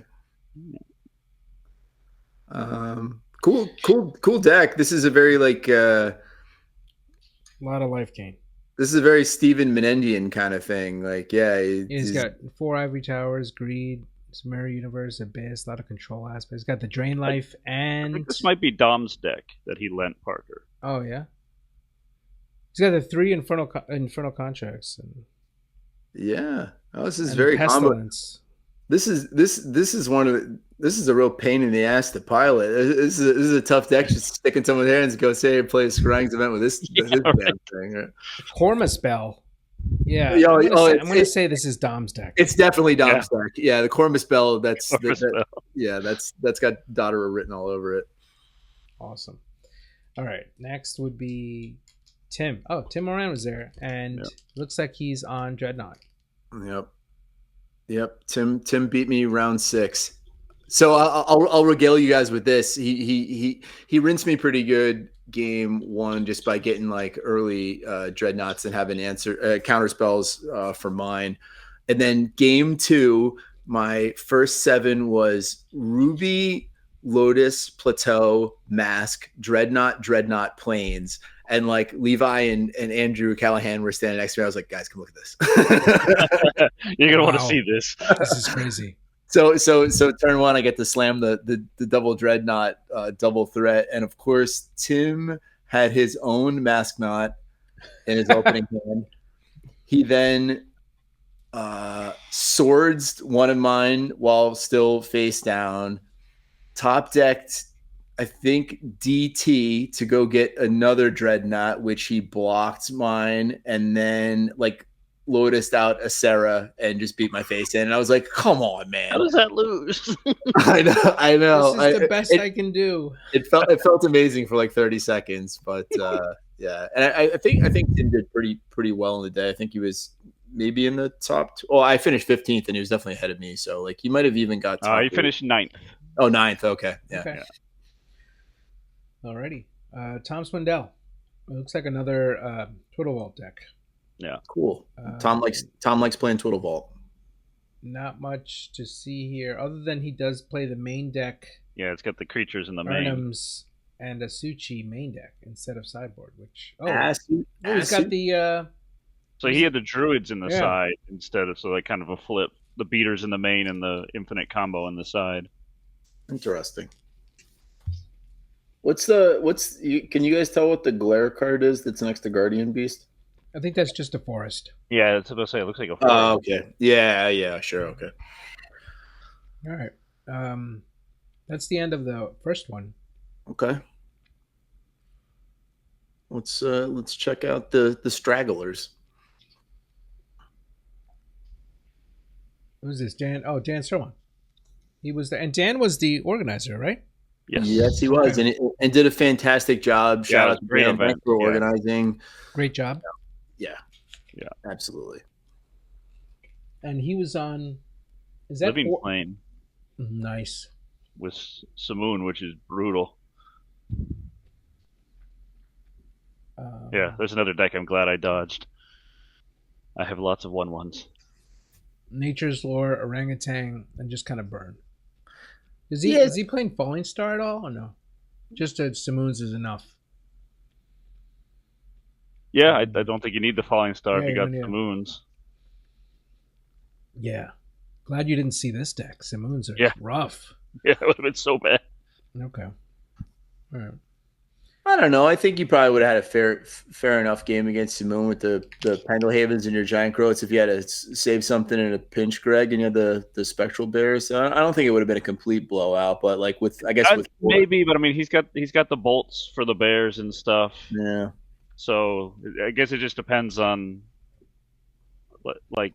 Then you go into this huge mind game of like, right? Okay, I'll take it. And it's like, oh, do I want to tap my Pendlehaven now? I don't think I will. Keep it on bet, right? I think I'll keep it up. It's not worth the extra 1 damage. Oh man, that's funny. All right, next is Jared number 4. We're gonna skip that one because we already talked about it. Yeah, my deck is Ty, not remarkable. we can delve into it and see where you. I mean, my deck's got punts all over the place, but right. That's what I came up with. So I don't really think there's a whole need to really go too deep into that. I'm surprised you didn't wait. I thought you played Diamond Valley. Did you not play Diamond Valley? I could. My mana was already kind of cheaty, so like I really just couldn't get it in there. So Jared played a Dreadnought Mask, blue, red white, like we mentioned earlier, with like Rock Eggs and direct damage, Falling Star, and all this stuff. But yeah, I think yeah, not having Diamond Valley was definitely a punt. Like maybe I could have cut the 2 main deck tithes for him, but I figured since I was getting like being able to have a tithe in hands, not bad, I guess. Again, I put like 0 thought into this. I just put a bunch of cards in a pile and then played it. All right. Says it all. Ty, the second place spice. No, not Dave, even. DFB was second. Wow. Place. Okay. Yeah. Third. They only announced 2. All right, so we'll say third. We can honorably say that. Honorable mention: Ty Thompson with his spicy deck. Yeah, you heard me correctly. Spicy deck. Came in with an Anvil of Bogarden, Chains of Mephistopheles deck. That if you guys haven't read his, he's actually back to writing tournament reports, and Ty is kind of famous for having tournament reports out like, I don't know, 5 seconds, but 5 seconds after the end of last round. So you guys can go there, and I apologize, I don't have the link for that, but we'll put it in the show notes. He played a kind of red black burn lock deck with Chains of Mephistopheles and Anvil of Bogarden, which kind of basically puts everybody down to 0 cards. With Hand and Isle, Sedge Trolls, and Hammer of Bogardens and Lightning Bolts, and all the things, which is pretty cool. You can respect that. Yeah, you could read Ty's analysis of his own deck on his blog. I think this is sweet. I mean, like of like combos that you find in Scryings cards, obviously Anvil and Chains is definitely one, and I feel like in Scryings, I've tried doing the Chains wins a change thing, which Ty said ultimately didn't feel like it was powerful on its own. And having played that deck before, I can tell you that he's absolutely correct. Yeah, I've been unimpressed with Winds of Change. Yeah, it's just not. Yeah, doesn't do enough. And you very often you're whittling your own hand down, and then you're like Winds of changing for 2 cards, and you're like, this is so bad right now. Mm-hmm. The issue with this deck that I'm just like looking at it, just initial reactions, is that you have to have a win con on the board. Correct me if I'm wrong. Yeah. Or the hammer mana. Or the hammer, right? Exactly. Or the hammer mana to actually bring it back and cast it. Yeah, be able to win. Can you have? You can have a No, a Glaciers doesn't even help you, right? Because then it goes back to your hand. Is there a way you could do it during your opponent's turn? That doesn't work.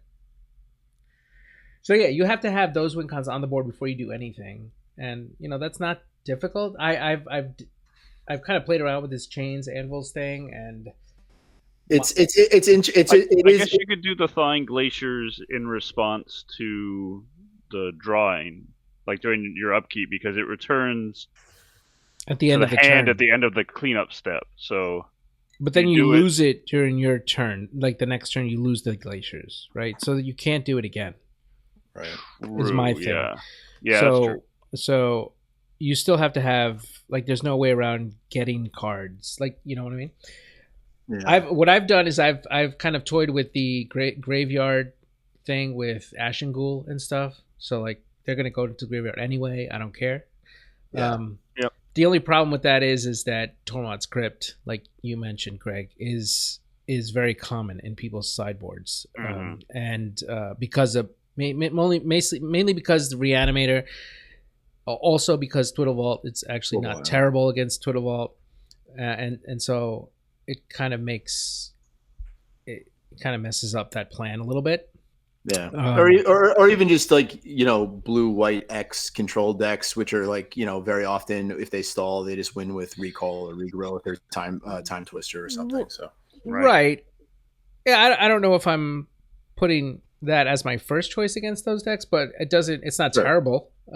It's not a dead card, but that's my issue. I still think there's work that could be done in this space, and I like Ty's hammer, black red attempt at it, and I don't know how he did ultimately, but I actually beat Ty round one, and he'll never live that down. I'll probably never beat him again in an event.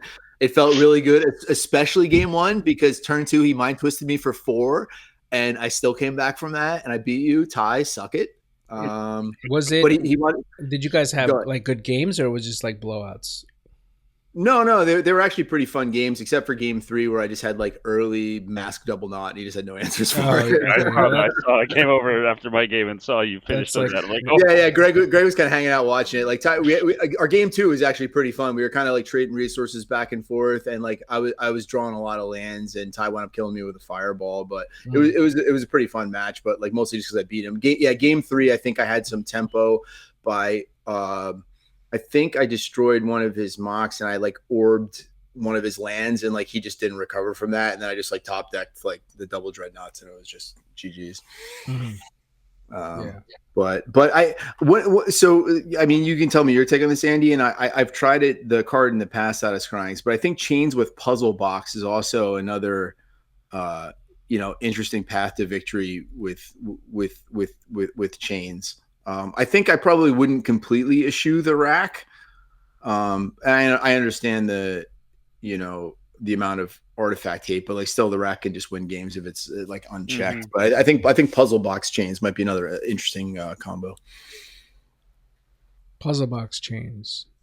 And for those of you who are listening to our podcast and don't know what Puzzle Box is, Jared's referring to Teferi's Puzzle Box, and it's a forecasting coast artifact. During each player's draw phase, that player counts the cards in his or her hand, puts those cards on the bottom of his library or her library, and then draws that number of cards. So, exactly.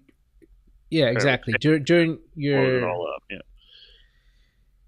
up, the only thing is that the first one that you draw, you wouldn't discard. Right. I mean, it's not a lock. It's kind of the same thing with Anvil, right? Like if they top deck an instant speed disenchant, you can break the lock. So it's kind of a soft lock anyway, no?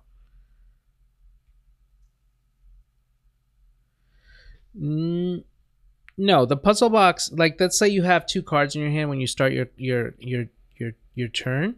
You're going to take those 2, put it at the bottom, and then draw and then wait a second. So I think you lose all the cards you would draw from the puzzle box, but then after that you would draw your 1 normal card for the turn. Right. Because so you would net. Chain still gives you 1. Right. Chain. So it doesn't get rid of everything. Right. So the first card that you draw a turn you're going to keep. The rest you're going to discard. So it's basically similar to what you were saying. Yeah, you have 2 cards in your hand. You're gonna end up keeping one, so it's not a lock, as opposed to Anvil of Bogarden, which you don't get a chance to keep anything. Right. It's just even unless you draw some sort of instant after the first one.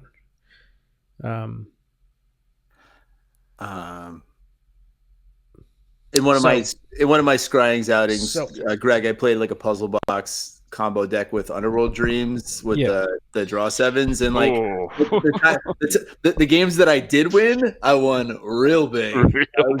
It was a fun deck, but I played it like kind of streamlined without having any knowledge. It was like without tweaking, so it was like 4 Dark Ritual, 4 Mana Vault. Like I was just trying to get that out as fast as possible, and then try and dig for the draw 7s with the dreams out, and it was a lot of fun to play. But I think it warrants a little exploration.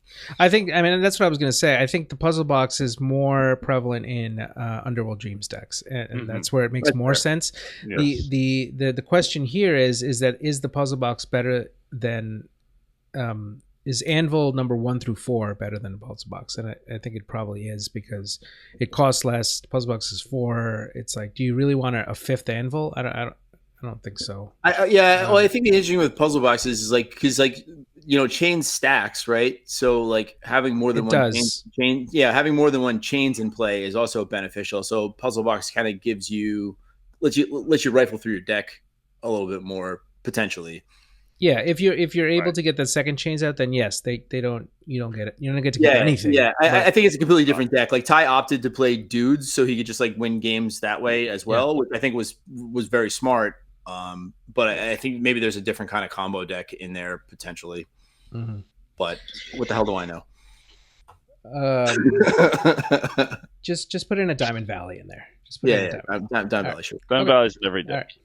Right. Next is our own Rich Arvalo here, and he is, speaking of Ricardo, looks like he's running a mostly, actually I was gonna say mostly white, but not really. He is playing black and blue for Abyss, Tutor, Mind Twist, and red, so 4 color bolts, and then counter spells, Latin Adam's Legacy, and kind of restricted cards. So I guess this would be an Abyss pro black deck. Yeah. Yes. No Death Speakers. He put Savannah Lions in the sideboard instead of Death Speakers. I think that's a punt.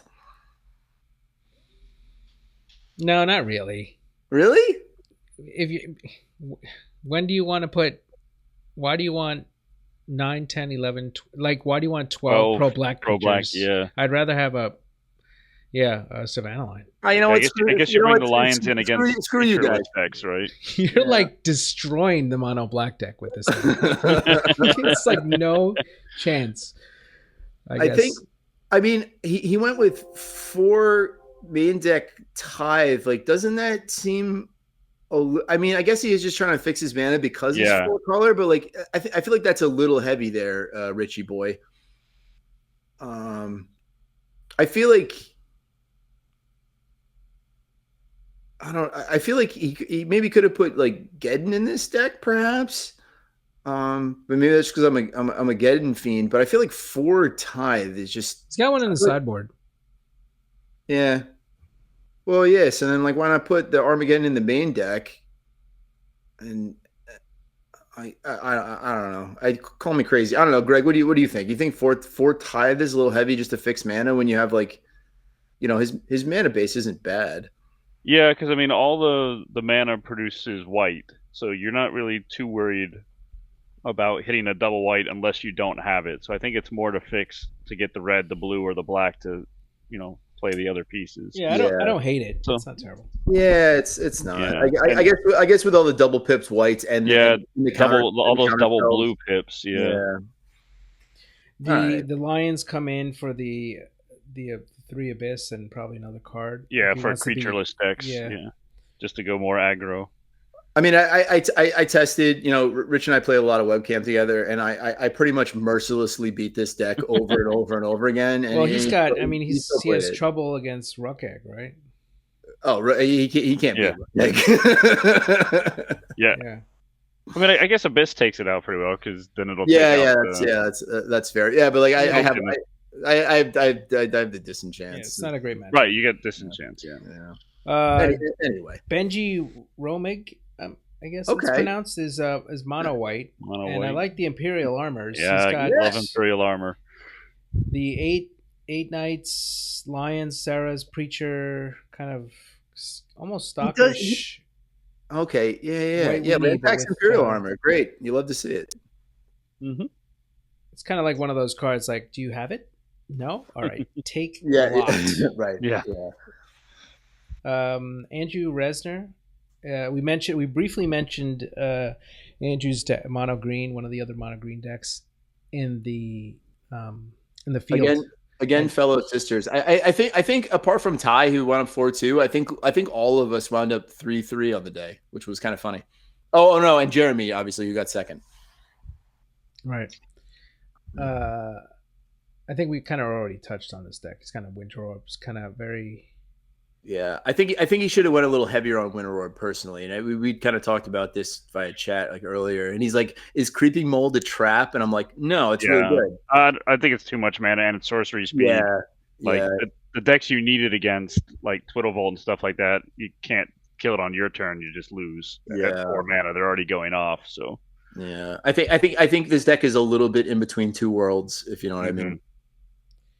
The next one is Brandon Econ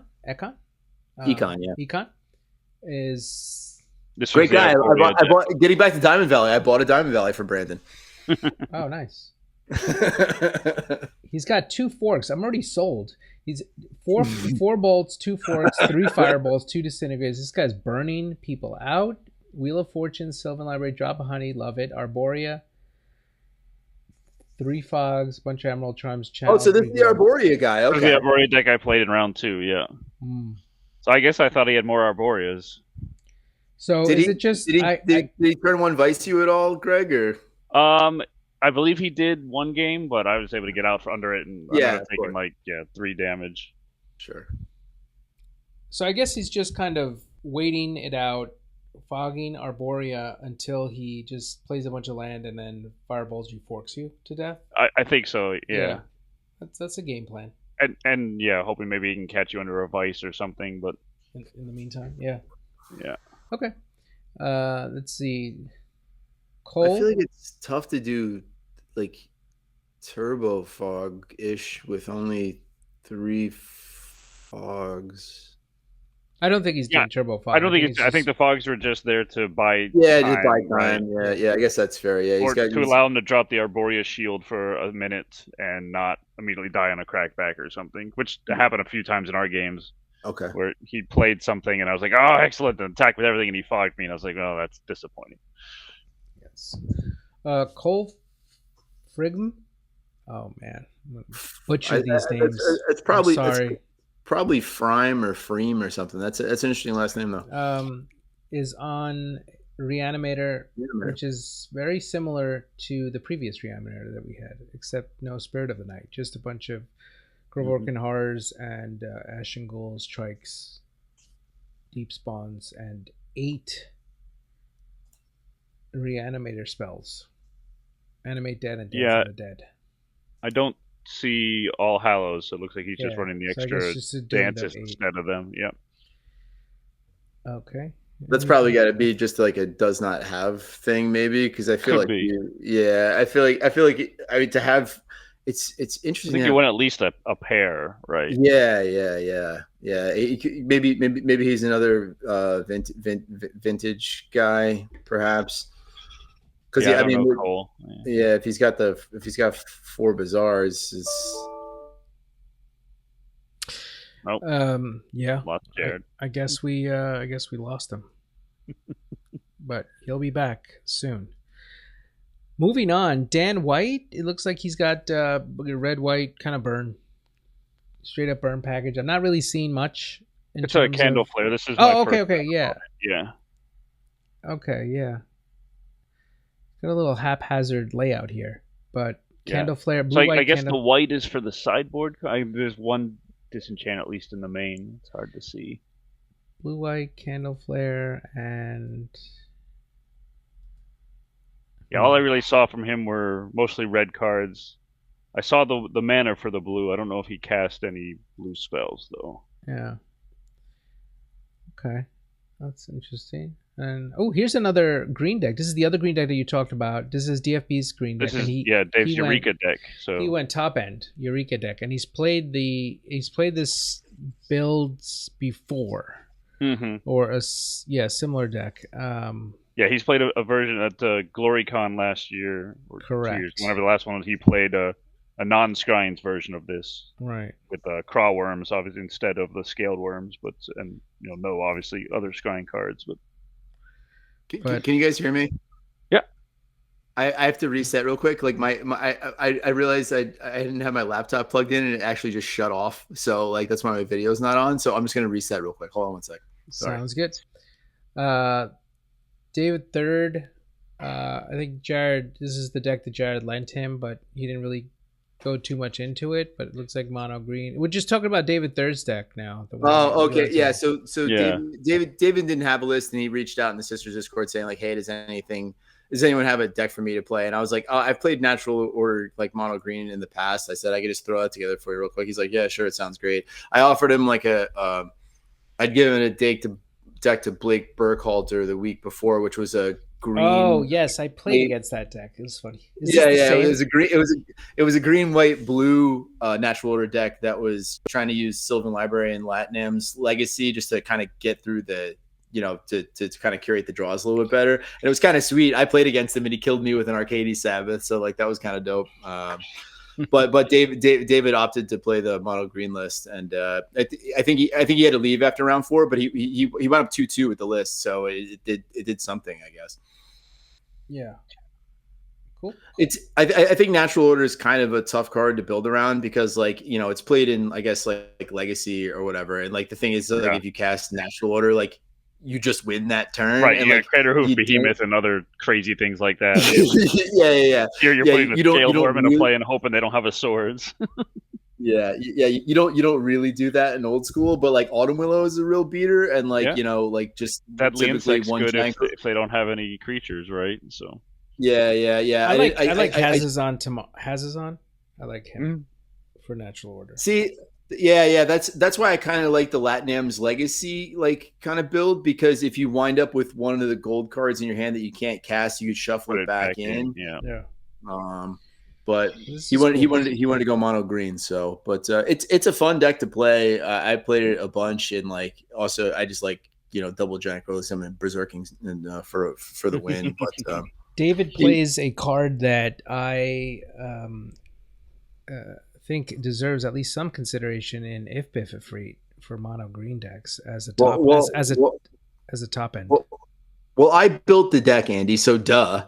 But yeah, it's definitely a sweet Natural Order target, because like if it lands, you could just win the game that way. So yeah, right.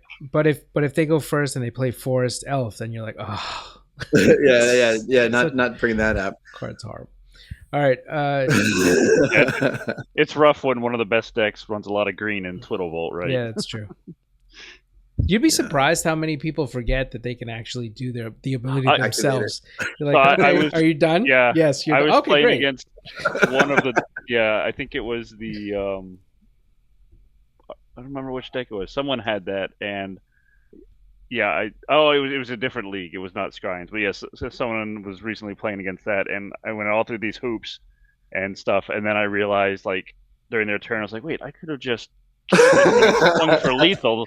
What am I doing? You see, nobody remembers. So nobody remembers. And then maybe I should need to play it more. If I'm going to forget, everyone else will forget too. Yeah, then you get the free wins. But anyway, well, everyone looks at it and still thinks like revised Serendib, right? So they're not actually thinking about if ever. Plus, there's like so much text on it. Like people are like, "What does it do?" Yeah, okay. All right, Jeff Madison. This is another This is like the third Goblins deck I've seen. This one has main deck Dwarven Miners, but other than that, I don't think has much different stuff. This guy's really into altars. He's got a lot of, and he really likes Luigi stuff. So, okay. I'm surprised he still went with the main deck digging teams, which is something you see in like Swedish goblins lists. Yeah, you'd think just the Flarg would be better for the mountain walk. Yeah, absolutely. Unless I don't think there's any walls you'd be worried about, right? No. Yeah, I think he might have punted there and not put Flarg in the deck because it's probably strictly better, honestly. Flarg. I mean, he's not blood mooning at all. I don't think. Right. But still, with the amount of red you expect to see, you would think Flarg would have been an obvious choice. I don't know about the 4 main deck Dwarven Miners. Like you get pillage, like I don't know. I think the card's a little slow to have as a 4 of in the deck, perhaps. But I don't know. What do I know? Jeffrey Walker is the next deck, and I gotta say that this new, I don't know if it's a fad or something, but people doing these deck picks with the mosaic random. Yeah. I don't know how I feel about this, but try to get through it. He is, I guess, a blue, black, green. Does this bother you? Does this bother you, Greg, when you look at a deck list like this? When it's like all a little bit, just because it takes a while and I have to count. It's like, it's too much. Nice when they're all together, but especially because he went ahead then, like in the bottom corner has like all 4 birds and like 3. So that's because he was borrowing those from Dom.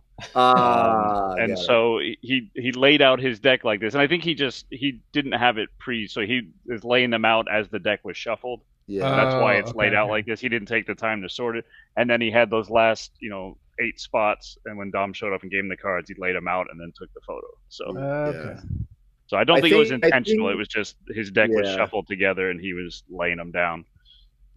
Got it. I think Jeff definitely didn't win a match all day. I don't think. Really? He may. Yeah, he may not have won. Go ahead. He got 1 point, so he drew something. I was just gonna say that it's just kind of, it looks like a black green mid range. Yeah, it's like a black green land destruction, I think is the point. Mm-hmm. He's got the sinkholes, the ice storms, and the choking sands. It's strange that he didn't. I mean, I was surprised that this deck didn't do better. Yeah, exactly. Well, it doesn't seem terrible. I think again, this deck's kind of like caught in between 2 worlds of like land destruction and not enough beaters to back it up, or like win cons otherwise, because he's not heavy into mana dorks to kind of lean into the land destruction package, and like he doesn't really have enough dudes to get through any kind of removal, really, So I think he maybe should have went one way or another. I think last minute he swapped out his Crumbles for Octavia Orangutans just to have more Scryings cards in the deck, and I think Crumble probably would have been better here, honestly. Yeah, he had at least 1 Crumble main. Yeah. But great guy. I was Jeff's great. Super nice dude. But Jeff's great. Yeah, sorry your deck sucked, man. Try harder. Wow. Sorry, Jeffrey. I gave him a Sisters of the Flame pin. He loved it. He loved it. It's fine. Mark Flory's got, I think this is Reanimator deck number 3 on the day, and nothing really jumps out at me to. I like Colossus and 2 Rasputin here. Like I like his package a little bit better than some of the other ones, and you only went with 1 main deck All Hallows with the second one in the still the full 8 animates. Yeah. Scandalously, he did not play the OG version of Buried Alive, but I mean that art is kind of sweet though, so I'll give it to him. Yeah, I thought that was an altar. Yeah. And then last but not least, Michael Scheffnacker's deck is more Twiddleball. More Twiddleball, which is very similar. I think this is the exact same list that Tom played. Is it? Yeah, I think so. Does he have the Suchi and the 2? Yeah, and the 2 Arnhems in the main. Wow, yeah, look at that. And again, the Elder Druids in the side. I'm surprised that the Druids weren't in the main. because you just get the auto, infinite turns win. Yeah, I wonder what I mean, both those guys are obviously, like insanely good players. I would be curious to hear what their thought process was on not including it at all in the main deck. If they're gonna have, usually the swap is to like, haha, gotcha, I got Ernie's in my sideboard, but to have the main deck, it's interesting. Haha, got you. Have Elder Druids in my sideboard. Jandor's saddlebags plus on a stick, yeah. Yeah, so one of our games he played the Guardian Beast, and then I immediately played a City in a Bottle, which again felt nice. And then proceeded to spend a good chunk of the game blowing up random artifacts. So amazing. So good. So that I think that's the end. So thanks for suffering through that, Greg. Oh, no, it was fun. Yeah. I thought when somebody dropped and we lost somebody, I thought it was you. You were like, oh, man, I'm just going to fake that I lost connection and end this misery. I'm going through a tunnel. But I just wanted to get, since both of you, I wasn't there, you guys were there. What was the sense? It doesn't seem like, just going through these decks, it doesn't seem like there was probably like 2 the decks and maybe another control-y build, but it didn't seem like people were it seems like people were kind of trying new things. There was some Twitter Vault stuff, and I just comparing it with Arvika, the people here were definitely using more Scryings cards. So what was your sense, you guys, like in the room? Go ahead, Greg. I was just saying, I think a lot of it was people were trying Scryings for the first time, like I was, or had not played a lot, so there was a lot of unknown going into it. But yeah, it's a very chill atmosphere. Everyone was having a good time. So, and I think it shows that, right? Because people are purposely using Scrying cards because they want to, like they're playing a Balduvian Hordes when it's not necessarily the best, and I think that kind of was shown in all these deck picks.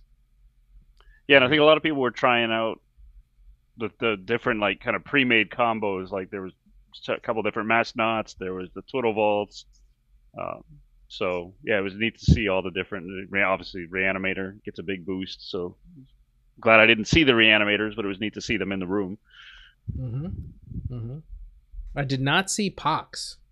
No Pox. I think I actually seriously consider, because I didn't have a deck together at all, and I just wound up playing like an amalgam of the 2 decks I kind of had the previous week. But the other one, I actually had a black-white Pox deck that was mostly built out that I just like stolen some cards for to borrow for something else. And I did consider it, but that's what I played the week before at the Sisters meetup. And I didn't do great with it. And I think part of it was my draws were just bad, because I think it is a strong deck. But I think also there's a fear of playing Pox because it is kind of a mathematical deck where you want to maximize on Pox with like, the +1 or 2 over 3 to make sure you're maximizing on the card. And I think it kind of like freaks people out a little bit because it's not necessarily a combo deck, but you really want to maximize Pox. And I think it kind of puts people off, but it's a really strong card, but I was surprised not to see any of it. Yeah, I gave Andy Blaufarb my list because that's what I was probably gonna play, and he was looking for a deck, and I was like, hey, I have a deck if you want to. And he's like, yeah, send it over. So I showed it to him, but I guess he chose to play Power Monolith, but that would have been good. Was it the one you have been playing, Andy? Yeah. Can you send Greg the deck list? Greg, I test against Andy all the time, obviously, Greg, and this deck was absolutely miserable to play against because it's as like Andy and I like will play for just like hours of just like nothing, just miserable decks against each other. But like this one in particular is like, because it's like one deck game 1 and then like a pretty almost transformational sideboard, and it's a real pain in the ass to deal with. But yeah, it's gotta love it. It's miserable. Let's see. I guess we could do a little deck tech here. We'll do a little deck tech. Well, this is shocking to me because Andy's like the CIA. Like he hates sharing any kind of information. Yeah. So, but he'll just cut all this from the. No. Well, maybe he will. He's the one that does edit these, so maybe he'll just cut all this out like a jerk.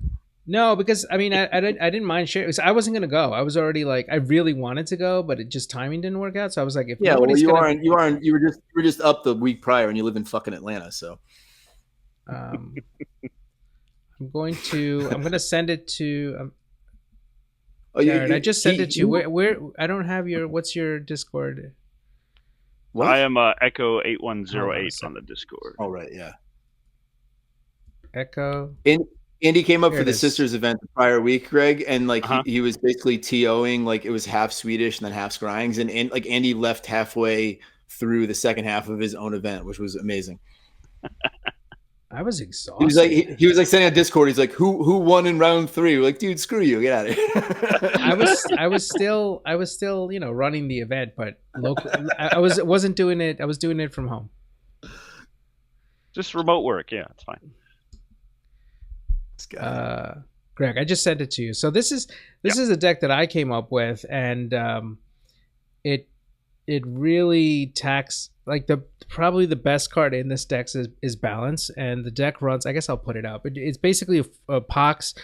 4 Pox, 4 Stupor, and it plays creatures that you can get back from the graveyard, like 4 Nether Shadow, 4 Ashen Ghouls, 3 Horrors, 1 Buried Alive, and it has Funeral Charms and the Racks. So that does seem brutal. Yeah, Paralyze is also the creature removal, given that you're poxing people down and they have no mana to untap.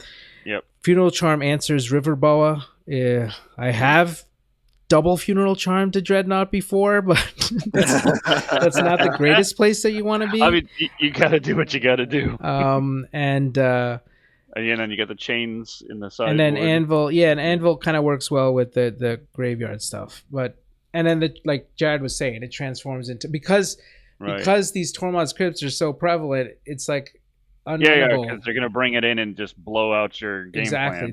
There's no real answer to it. So it basically transforms into a chain stack where it wins through dreams. It's pretty miserable, but it's fun to play. I bet. Andy's always a brewmaster supreme, but the addition of Nether Shadow having that extra like graveyard card actually like in testing against him, it's really really good with the other ones, you know.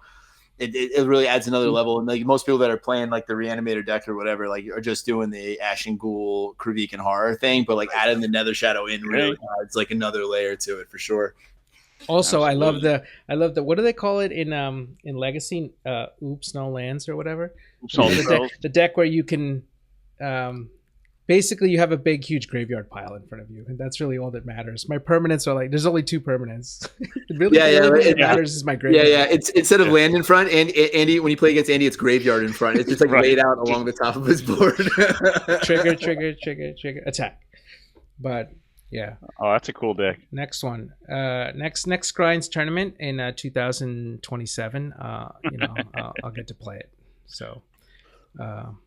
Well, the hope is by doing this is that we could like maybe encourage some more people because like and I heard some people talking about that and like Mano talked about it recently on his pod with Joel and Ken that like Scryings was like released at a weird time like when COVID hit, right? So it just got neutered the second because everyone was so excited when they were doing that spoiler season.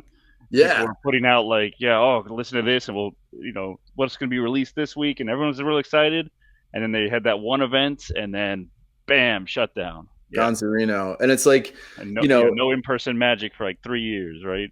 Yeah, and like we all love playing like vanilla-ish old school and its various like iterations, whether it be Tupac, Boreal, whatever. You can mix it up a lot, but like they really I think Magnus said he spent like 5 years curating this. You could tell he really. Some of the cards are just so off the wall that you could tell he didn't just take like the big played cards from the standards of that era and stuff. He really looked through the card pool and picked out what he thought would be good. And the interesting part is like we're now getting to the point, and like again, there's not a lot of people playing Scryings. Like us, our Sisters of the Flame group, like we like almost always keep these decks together, and like we're even if there's nothing going on, we still like playing Scryings, and like we're the corner case for that. But I think more people would be like interested in doing it. But like, hopefully, more people can be like, yeah, a lot of these cards are super, super cheap. It's a different thing that you can do, especially it's kind of like a bridge with pre-modern, like a little bit. Right. Like, Yep. There's some you key get to play cards some of there. those cards.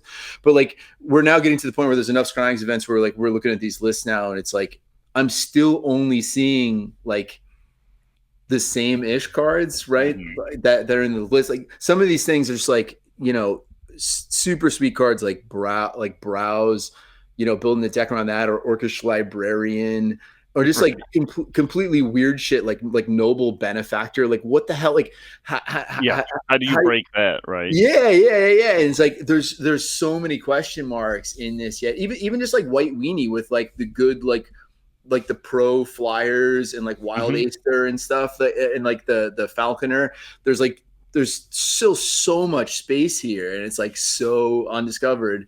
I would just like to see more people, delving in. Yeah, it would definitely be interesting to see like what Scryings becomes once more people start playing it and actually spend the time to dig in and figure it out. Let's do I'm going to put both of you guys on the spot. Let's do a kind of, since you guys were talking about not brewing enough yet, what card in the Scryings pool, and I'll give you like a minute or two to pull up the Scryings pool. Would you like to see someone, or maybe you're interested in brewing, or like to see a deck that maybe kind of takes that card and brews with? I'm going to go first because to give you guys some time to look over the list. I know literally every card in the book. Go ahead, sure. Okay, well. I'm going to pick out a card. I think, it's just so... Card that I love and that I just think is so good is Political Trickery. Yeah. I feel like that card is just dying to be brewed with. It works so well with like Thawing Glaciers and Undiscovered Paradise. Do you want to tell Greg how you've used that in the past, Andy? I've used it, but it's not really worth mentioning. It wasn't that. But tell him anyway. I've done a deck with Political Trickery and Sorrow's Path where you kind of give it away. Oh, and then that's beautiful. And then blow up their board. And then you tap theirs with Icy Manipulator. Yeah, I've done that with Juxtapose in Old School before. Yeah. Oh, no way. But I mean, that's kind of a silly deck. But this, I mean, it's a real. It did not win any games, but it was fun. Like the one time I got to do the thing. Exactly, it's one of those things, right? But this is I think it's a real card. You get factories, you get all this stuff that you can gain control of, and take it's their almost library. Yep. Yeah, take their library, take their. It's a ramp kind of. It ramps you while taking a land away from them. Yep. I think there's just a lot of use for it. It's only one blue. It's splashable. It's not like an enchantment or anything, so you can't disenchant it. If it resolves, it resolves. So I would like to see somebody kind of brew in that space and kind of see what they can come up with. So that would be my choice for the. I don't know what we're going to call this segment, but that would be it. I think there's a reason you haven't seen it that much is because like that's the thing you gotta dig deep, right? Like that's very much a brewer's card for sure. Right. So if Jared, if you have something in mind that you think that people haven't explored, or maybe you might like to see more of in some decks. The card I was really hoping to see and there's a fair amount of spiky players. I was really hoping somebody was going to have Grinning Totem in their list. Oh, I forgot about that card. Yeah. Thanks for the ancestral, jackass. Right. Really, really surprised not to see that. There wasn't a single pile that even sideboarded Jester's Cap, which to me is nuts. Knowing that Mask Knot's there were no shop decks. I didn't see a single shop deck. Yep, which is good. Well, I'm happy. I'm definitely it's mono green. I'm happy not to see shop decks. Yeah, I guess you don't want to see Triskelion on a... No, God no. It is Swedish, so like there isn't really a shop. That's true. There's only one shop. Yeah, that's yeah. But I mean, Cap is such an insanely powerful. Especially like I tested this with so Noah Shanning and Will McGran came to my house before they left for Arvika, and they were testing their Scryings decks here, and I was playing some iteration of Massnot, and Noah boarded in Cap against me, and he just like capped away my Dreadnoughts, and I'm just like, shit, dude, my deck sucks. Right. Hit Twiddle Vault and take their vaults, right? Good luck. Yeah. The card's nuts. So like, I was really trying to. I was just like way too busy to work, really wrap my head around it. But like, I really want to delve into like a kind of a Cap recursion deck with like copy artifacts, maybe Argivian restoration, and just like completely denude someone's deck like as aggressively as possible. Maybe playing like Moat or Abyss just to kind of to slow them down if possible. But like, I'm dying to try and like cap like 12, 15 cards out of someone's deck and just like see what happens. I've said it before and I'll say it again. Any deck you play against, if you're able to resolve 3 caps, there's you have to have a win con in your hand. How are you going to win that? No, rarely does a deck play, unless you're playing weenie creatures, does a deck play win cons. The weenie deck's the only thing that's really going to get under that. Like, it's really hard to get under that. And if you can control the board and what they have in their hand and you've capped, then that's it. That's game. And if anything, you can deck them, like, But bringing up a card Greg just brought up, like I feel like there might be space for like a like a Mana Vault like juxtapose kind of list that kind of utilizes Jester's Cap. I think that might be in there somewhere. I'd have to mana stack to check it out, but that seemed like that seemed like a potentially fun thing to do. Maybe. I mean, in terms of other builds around, the interesting part to me about the card pool is like I don't think a lot of these cards singularly are ones that you want to build around completely. I think political trickery they slot in like something. Yeah. Like cards like Orcish Squatters, or maybe underused. Yeah. You have to really find a home for them, and I think maybe it was almost so well thought out that it was too thought out, and then people like even myself, like I look at some of these things, like I said, like Noble Benefactor, I'm like, what the fuck do I do? Yeah, what are you gonna do with that? Yeah, what do I? And also, I mean, a lot of it could just be like there's no real use for it, but that is so fitting in the flavor of old school. Like, how many really weird enchantments and stuff are there in old school that are unplayable, but they're really cool? So having something like that is just, it makes you think about it. There's probably no way to break it and make it actually good. Sure. But that is very much in line with a lot of the weird stuff in old school where the designers were just like, yeah, this is a cool theme, and throw something in there, and it's like, no one's ever going to play that card. Yeah. But I think Enduring Renewal would be a cool deck to see. Like a Cheerios type thing, maybe like Ashnod's Altar, sack a bunch of kobolds, and just blah, blah, blah, blah, blah, and then infinite mana, Fireball, or Brain Geyser, kind of like an alternative to Power Monolith. Mm-hmm. And his good friend and fellow brewmaster Micah McEwen is a big Enduring Renewal guy, and I've had multiple chats with Micah about the Enduring Renewal deck, and like actually Triskelion is another cool win con that you could utilize. It's in the graveyard, comes back as long as you got the mana to get it out there repeatedly. Yep. Yeah, but yeah, it's a sweet, but like five. It's usually like a 4 or 5 card combo. Yeah, that's the problem, right? You need a bunch of stuff to make it work. So there might be. I mean, it's kind of like a Lich deck, right, where you need a bunch of stuff in place to pull it off. And when you do, it's really sweet. Yeah, but again, that's definitely a build around card, right? Like you want to get to the point where you win with that. So like maybe like Wrath of Gods, Moat, whatever, just to, slow your opponent down, and then like you could sideboard out of those cards if they're not playing creatures or whatever. But and I mean with Wrath too, it's real nice because like it's a one-sided bounce. Like they don't get the cards back; it's only your creatures. Yeah. So like you Wrath, your stuff all returns to your hand. Right. And also, I mean, fit into some sort of reanimator shell, right? Because anything that if you draw a creature, it goes straight to your graveyard. So if you get this out early, then your fatties go to the graveyard, then you reanimate them. Yeah.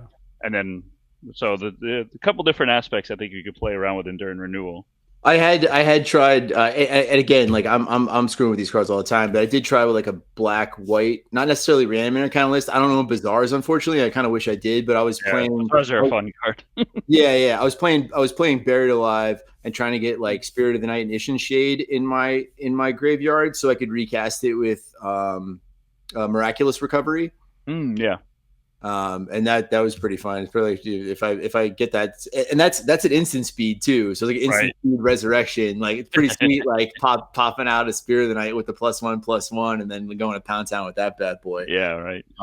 But I think in terms of like combo, because like combos is a really Scryings adds a lot to combo decks. I think, and like even Menendians wrote on this before, but I think Forgotten Lore, I think is one I'd like to see someone really try and maximize on, because that's a really cool card, and like you really have to know what you're doing in order to like maximize the card. And I still haven't seen anyone really build any lists around that before. Yeah, I'm kind of surprised not to see a Forgotten Lore or two in like Twiddle Vault or something that's got a lot of green in it. Like when we talked earlier, one of the decks I almost brought was a mono green Twiddle Vault, and my version was running like 3 Forgotten Lores in it too, to try and just bring stuff back. Right. Because obviously I was mono green, so I'm heavy. I don't have to worry. Every land I play pretty much produces the green. Yeah. I think there's like a lot of other lists. I think I'm forgetting the guy's actual full name, but he's a pretty modern player that has been playing with New York old school SWB. Yes, Steve. Very well known pre-modern player. Yeah, but, I know Steve. He cropped up with a sweet like counter post kind of deck, with like just counter spelling everything and then winning with Keldor and Outpost. That was kind of sweet. I was kind of surprised not to see that happening, but yeah, I think for me probably Forgotten Lore. But again, there's so many cards in here that like I've not seen in a single list yet, and like I'm still trying to wrap my head around. But again, I'm glad to see that this tournament actually happened, and another shout out to Dan Sirwan for Dan put on a great tournament. Great tournament. They raised $2,400 to Food Not Bombs. Is that correct? I think he had a couple different charities, didn't he? A couple of different charities. Oh, Punks with Lunch. Yeah. I think the Judge Carl is also involved for work with like harm reduction. So I think there was I think money went out to it. But honestly, for that many players, that's an awesome sum of money to raise for charity. So so 2. It was Punks with Lunch and Food Not Bombs were the 2. Yeah. So shout out to them. Sounds like an awesome time. I'm jealous that I wasn't able to go, but maybe next year. Hopefully there's another one next year. You would have been the only one poxing, man. Yeah. Out of left field. Nobody would have accepted it. Nobody expects the Pox. All right. I think, is there anything? I think that's all I had written down. I think that we talked about a lot of stuff. Everything. We kind of hashed it out. I want to thank Greg for joining us for this podcast. It was awesome having you. Greg, thank you for joining us. And, yeah, absolutely. Congratulations again on an awesome performance. And dude. Sweet deck. Awesome win. Really teaching those Twiddle Vaults who's boss, That's right. Bear punches all day long. You got to keep them in check. So I think we're going to end it there. Well, I'm going to do a quick non-sequitur shout out. Yeah. I forget exactly which Canadian troupe this is from, but they put out this Interrupt magazine, and I play U40 like religiously. I've been playing it for a couple of years now. It's just like you play unlimited cards, and I think the screen name is Foggy. But they put together this Interrupt magazine, which is kind of like an Onion-like kind of periodical with like funny stuff in it.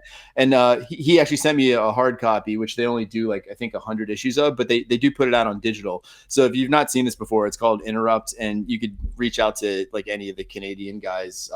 Patrick Burt, one of them. They put all their like nicknames on the back of these, but I highly recommend checking this out. So shout out to Foggy for actually sending me a hard copy, but check this out. It's really funny. These guys put a lot of time into it. Really cool little like micro mag. So that's very awesome. Cool. Yeah. So check that out, guys.